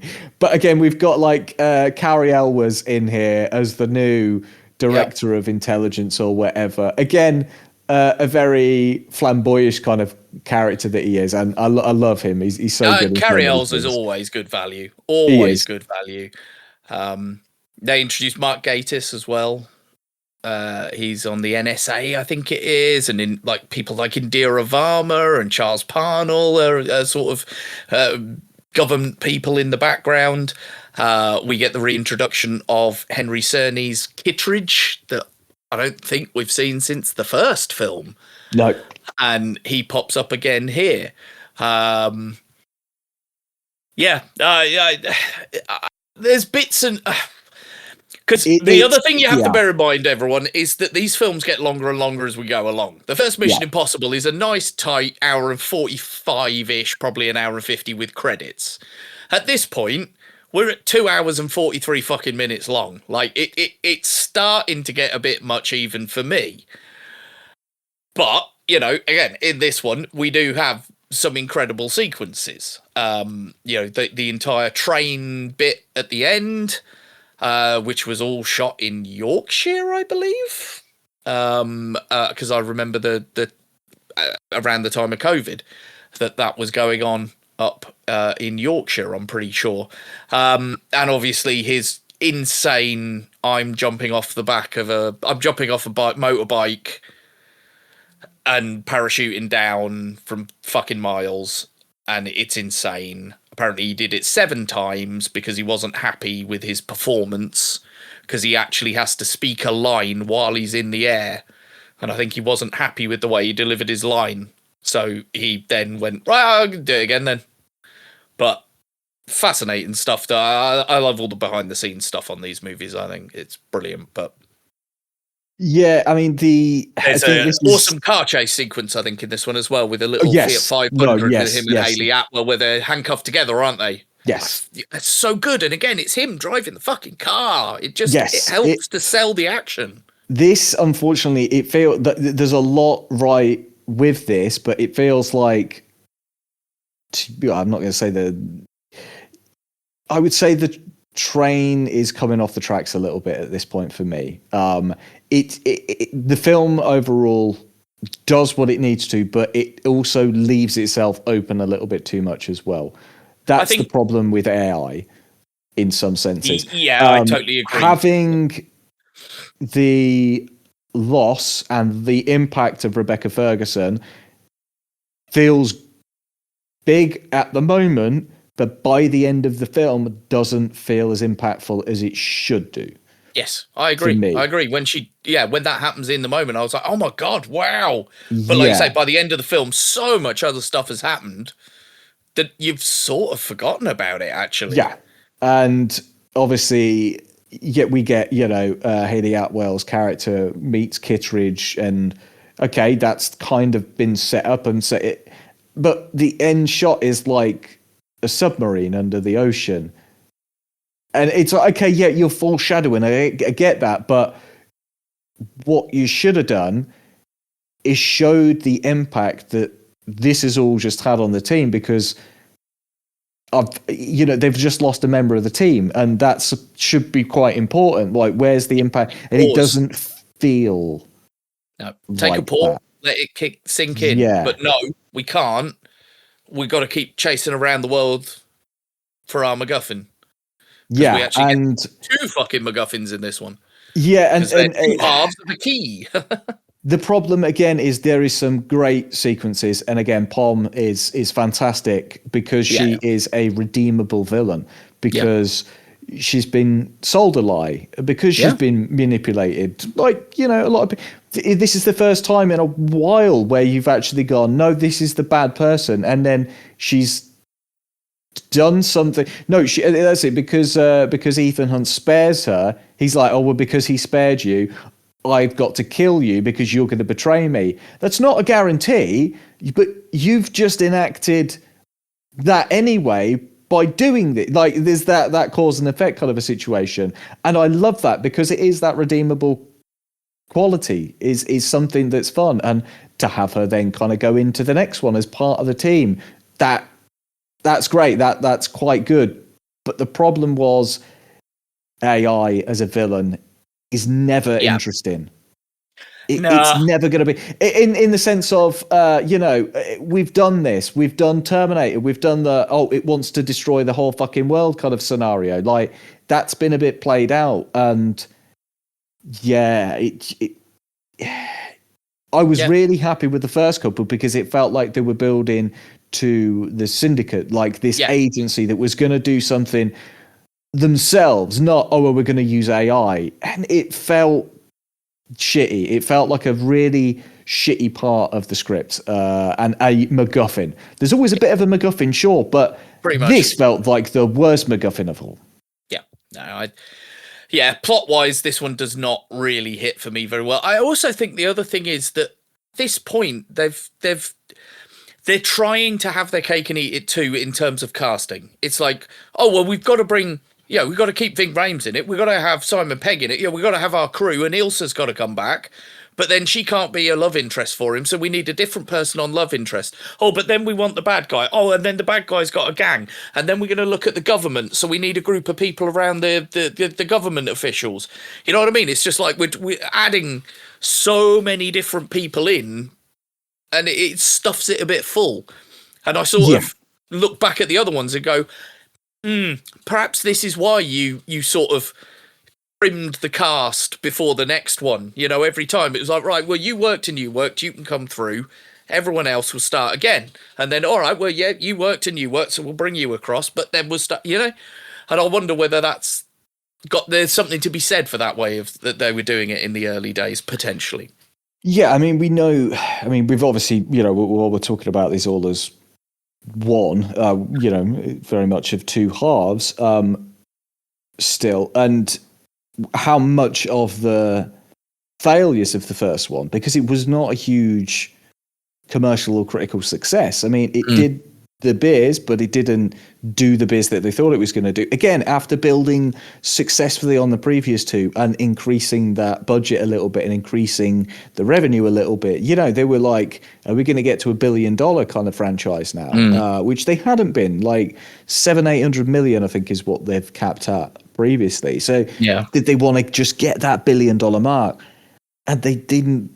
There was just something lacking in that one. But again, it's to say, I think if they'd have trimmed some of the time, definitely, I agree. And if they had have if you'd have kept Cavill from the previous film, kept Cavill alive, and then switched him in as this guy who's in control of the entity, he doesn't really need to be a physical presence, but he can be. That would have been a bit better. But the guy you used just didn't have the gravitas for the role that you put him in. And just switching to the final reckoning briefly, you like you say, I think part of the problem with that one is that it carries a lot of the weight that didn't work from that first one, because it has to justify it or explain it. Jesus Christ, the final film is 2 hours and 49 minutes long on the books. That's too fucking long. And again, I as much as I do enjoy the final one for what it is, that you could knock the first half an hour of that movie out. It's basically previously on Mission Impossible. Yep. Because they decide, the rabbit's foot from Mission Impossible 3, the random MacGuffin. Oh no, that was actually important. That was actually the entity, and you didn't realise that you released it in that moment. Oh, that guy who was supposed to look after the vault in the first film? Well, guess what? He's back. You haven't seen him in fucking ages. And Jim from the first one, who we haven't fucking mentioned in ages. Oh yeah, well, he's going to be relevant in this one as well. And it's just like, guys, come on. How many plot threads do you want in the air at once? Good. Yeah. I feel like they looked at Marvel and went, fucking hell, do you see what these guys do with their retcons? It's fucking impressive, Maybe we should have a go. And it's like, no, guys, sometimes they aren't good. Sometimes it doesn't work particularly well, and you shouldn't take it from your copy from their homework. Yeah, I think, like you say, trying to shoehorn elements into it is just a big no. The guy, you know what, I will chuckle, the guy from the first film and his part in it. William Dunbar is the character. You know what, it made me chuckle, but I was like, you know what? Fair play that you've actually that thing of what happens to somebody. You joke about it in God knows how many cartoons and stuff like that. Oh, what happens to a bad guy?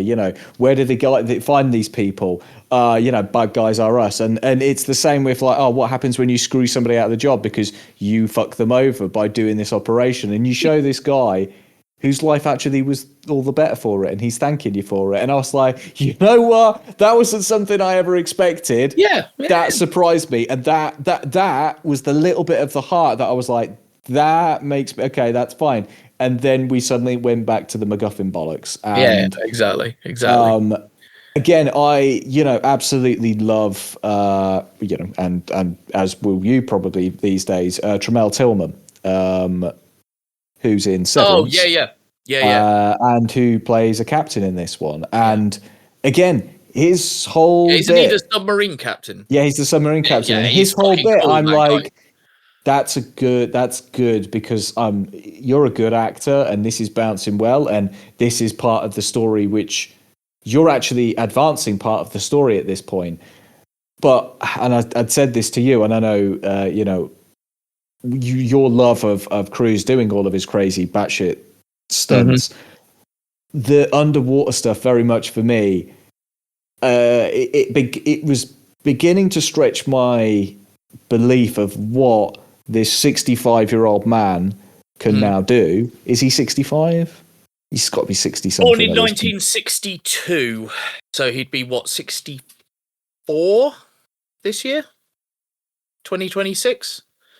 I mean, that's batshit crazy. I can barely walk some days, but I've got a bad foot. So does he. And yeah, it's some of the stuff that he's now doing. I'm like, it's taking me out of this, and a 20-minute underwater bit where he's trying to get in. I was so bored. And that was the final nail on the coffin at this point. I was like, oh God, I'm bored just watching you swim through tunnels. Yeah.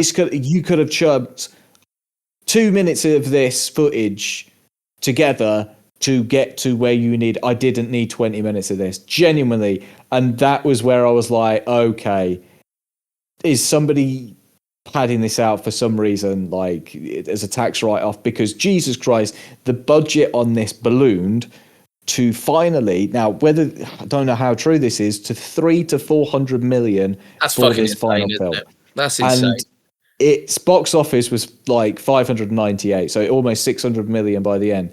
So okay, you still made a profit. Probably ain't even wiped its face then, because they always reckon it's between 100 and 150, sometimes up to 200 million for marketing. And no one ever, when they quote you the production costs, they're not including the marketing. The final elements of the film just didn't come together well, and it genuinely felt like they were a victim of the Hollywood strikes, COVID, and a really shitty first part film. Because if they'd have had the opportunity to go, okay, we're just we're just going to do the first one and we'll do the second one a little bit later. But they didn't. They were so constricted, and we'd already done so much and blah blah blah. Yeah. And unfortunately, the first one didn't land, and the second one really was a stinker. And it's a shame for it to have. I don't think, like you say, I don't think it's the end of the franchise. It didn't end on the highest of notes. It wasn't a thud like some of the other ones were. There was good parts of the story, but way too stretched out. Yeah. An hour less of this story could have made it a fun action film. What? And yeah, again, you're going to put the gravitas of losing one of the members of the originals in there as well. The only man other than Tom Cruise that was in every single one. Yeah, and again, where is your heart at the end? You've lost 2 members of your team within 2 films, and I didn't feel that impact by the end. There's the goodbyes and all that kind of shit, but there's no, we're going to raise our glasses, we're going to burn a candle for our fallen brethren or anything like that. That was kind of a bit. So again, I'm nitpicking at this point for various things, but we're also like 8 films into the franchise at this point, is it? And I don't think you're wrong. I don't think you're wrong in what you're saying. Like you say, an hour, 40 minutes less would have been absolutely fine. And I know exactly where you trim it from. You cut down the previously on Mission Impossible bullshit at the beginning. Because I said to people who were going to see this around the time, they were like, is it worth seeing? I was like, yeah. But to be honest, if you've seen the other movies, you can probably not pay attention until Angela Bassett's character speaks for the first time. That is when you need to start paying attention. I was like, everything before that is just a previously on, where did we leave these characters? Oh, we'll show you a screenshot of this guy because he's going to be relevant in a little bit. You cut a bit from there.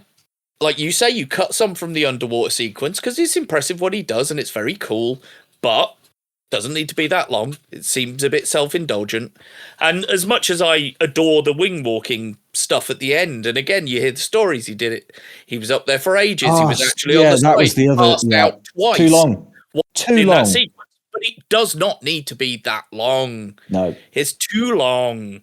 It could be a lot shorter.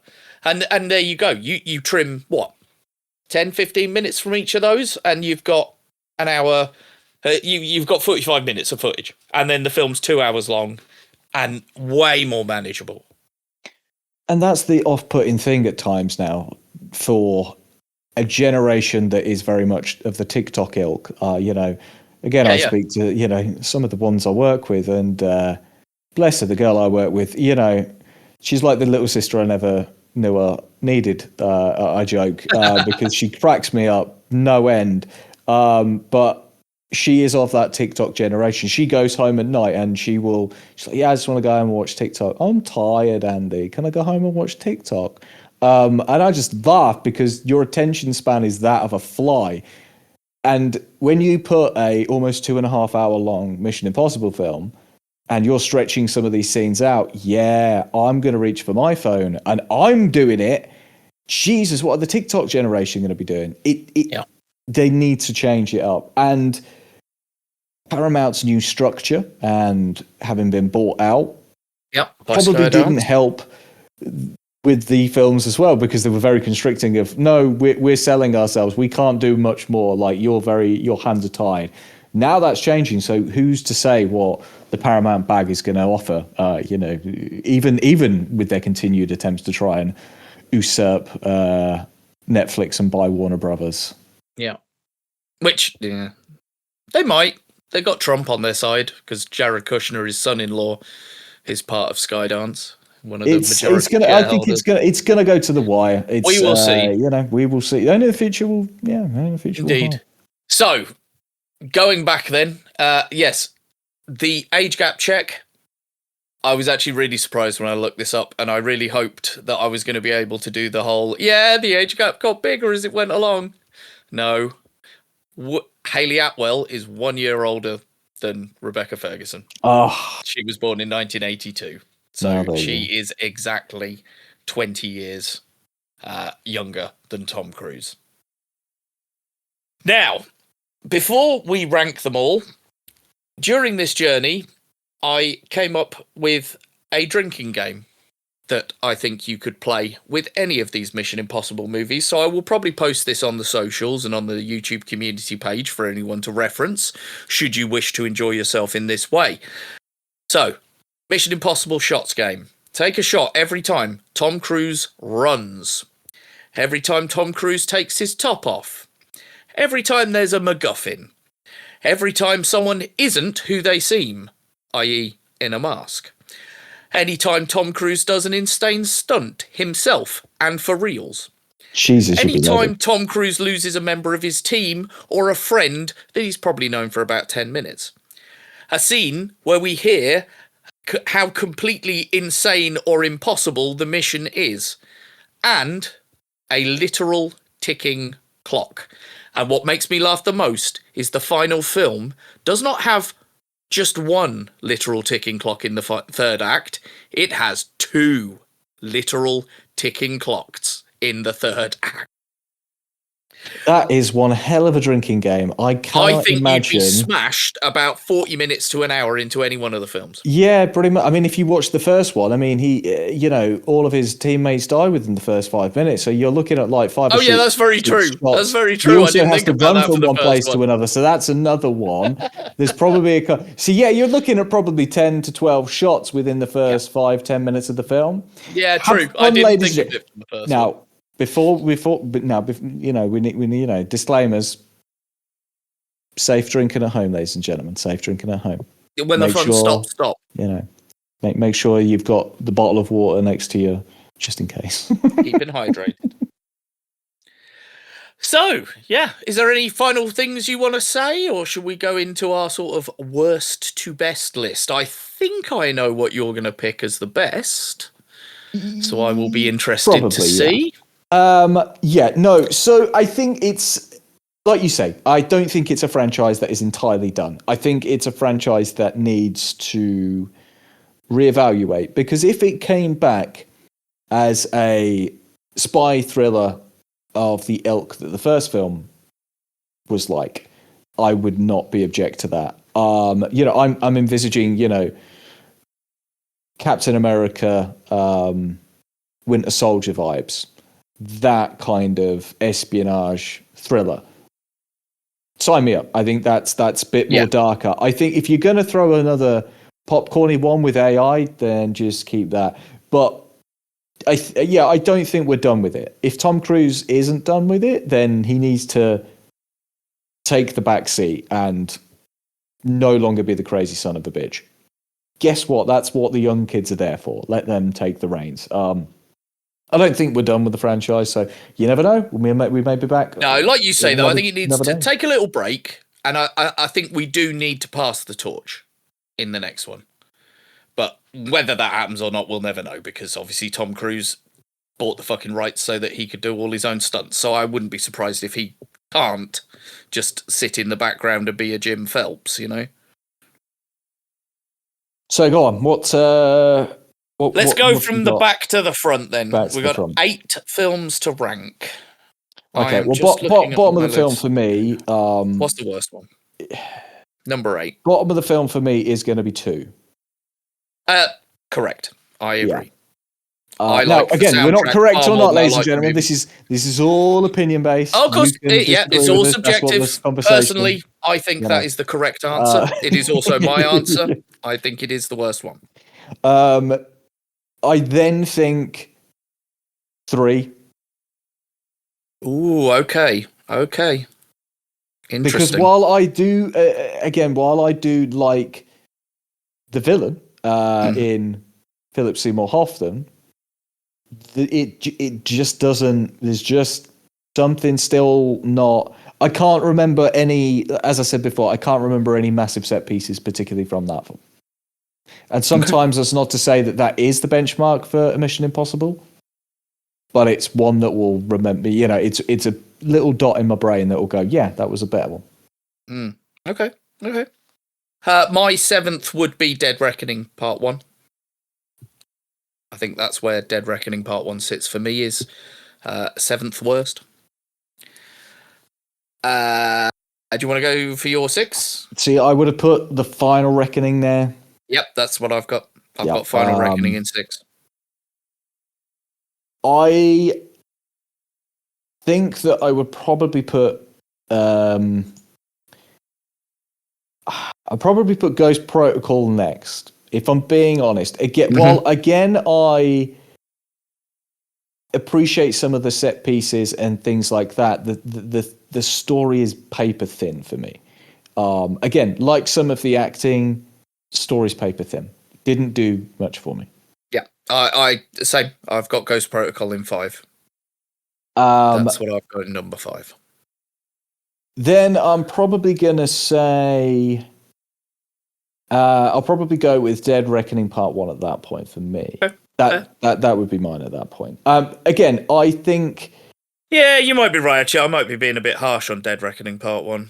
I think it's again the scene, as you said, the pointed out, the car chase scene. Yeah, I love that. good. in the very tiny little mini car. I can't even remember what the hell Fiat 500 it is. Thank you. There you go. I knew you'd know. You can't. Oh, of course I know. So that and various other little parts within it. I again, it wasn't perfect, but in terms of comparisons to the other ones, again, love Pom Klemtoif in there. Again, when she stood, it's like, in that car chase sequence, she stood like in the middle of a bloody roundabout and just shooting people and doing all the crazy nonsense. And I was like, wow, impressive. Some of the work was, I enjoyed that. Mm-hmm. Was that your 4? Probably 4. Yeah, you put Dead Reckoning 4, yeah. So my 4 is Rogue Nation. Okay, yeah. Very much like it. These are into, let's be clear now, from basically 5 upwards, I like the films. I would watch the films at any point because I just think they're good after a certain stage. But yeah, 4 would be Rogue Nation for me. So into the top 3. Into the top 3. Your number 3? 3, I'm going to go with Rogue Nation, or probably my 3. Yeah, fair. Again, because it was a bit more fun at this point. It kind of kickstarted that change of the guard of, let's get rid of just these one-time directors and story writers to try and write a story. Let's get somebody who understands the franchise, which it felt like anyway. Obviously, it didn't necessarily by the end, but it certainly did at this point. Yeah. Well, I just think as they went on, Christopher McQuarrie and Tom Cruise just sort of lent into each other's nonsense, and it sort of span out of control. My 3 would be the original Mission Impossible. I think I have that one at number 3. And it's weird because I would watch that film at any point because it doesn't, in my brain, it's not part of the same franchise that Dead Reckoning and Ghost Protocol and Rogue Nation are. You know what I mean? Yeah. It's almost its own little self-contained world for me that they just went, oh, here's a couple of threads. We'll take those and move on. So, yeah, MI would be number 3 for me. Your number 2? It would be my number 2. It was genuinely hard because when I was thinking about what I would put at number 1, I was very much like, this kind of set the bar for so many things. Yep. Like this kind of, again, broke Cruise out of his comfort zone of some of the other stuff that he'd gone for, and it was like, no, he's fully embracing his crazy action hero status at this point. This was still a man that was going off and making Jerry Maguire and stuff like that, so not like crazy action films. This was very much that. It was a fun spy action thriller, and it seemed to set the motion for a few other films, I would say, after that. So yeah, I was right. I did in my own head. Obviously, no one will know, but I'm being truthful. I did predict your number 1 then, and it would appear we agree because number 2 for me is where I slot in Mission Impossible 3. I can't get enough of Philip Seymour Hoffman, to be quite honest. He is so watchable that I just want to watch that movie. So yes, I assume unless Fallout. you've Yep. gone very wrong, that Fallout is both of our number ones. And Yeah, deservingly so. As we it's- said, the villain's incredible. The stunts are awesome. Although there's one bit I didn't mention at the time. The only thing I hate is that's the one where they do a halo jump into Paris, is it? Somewhere like that? But they do a halo jump into a European country, and he really did the halo jump. But they did the halo jump over a desert in Dubai. So they had to CG... Well, they had to use a picture of where they were supposed to be landing on in the dark underneath, and they had to CGI the sky, and they made it a thundery night. So it annoys me because that sequence doesn't look real. It looks like it's got a load of CG thrown in it, but actually that is a man actually doing a halo jump. And it's a shame that they had to CG the stuff around it so that it doesn't look like it's real. But yeah, Fallout is number one. Are there any final words that you would like to leave the people with?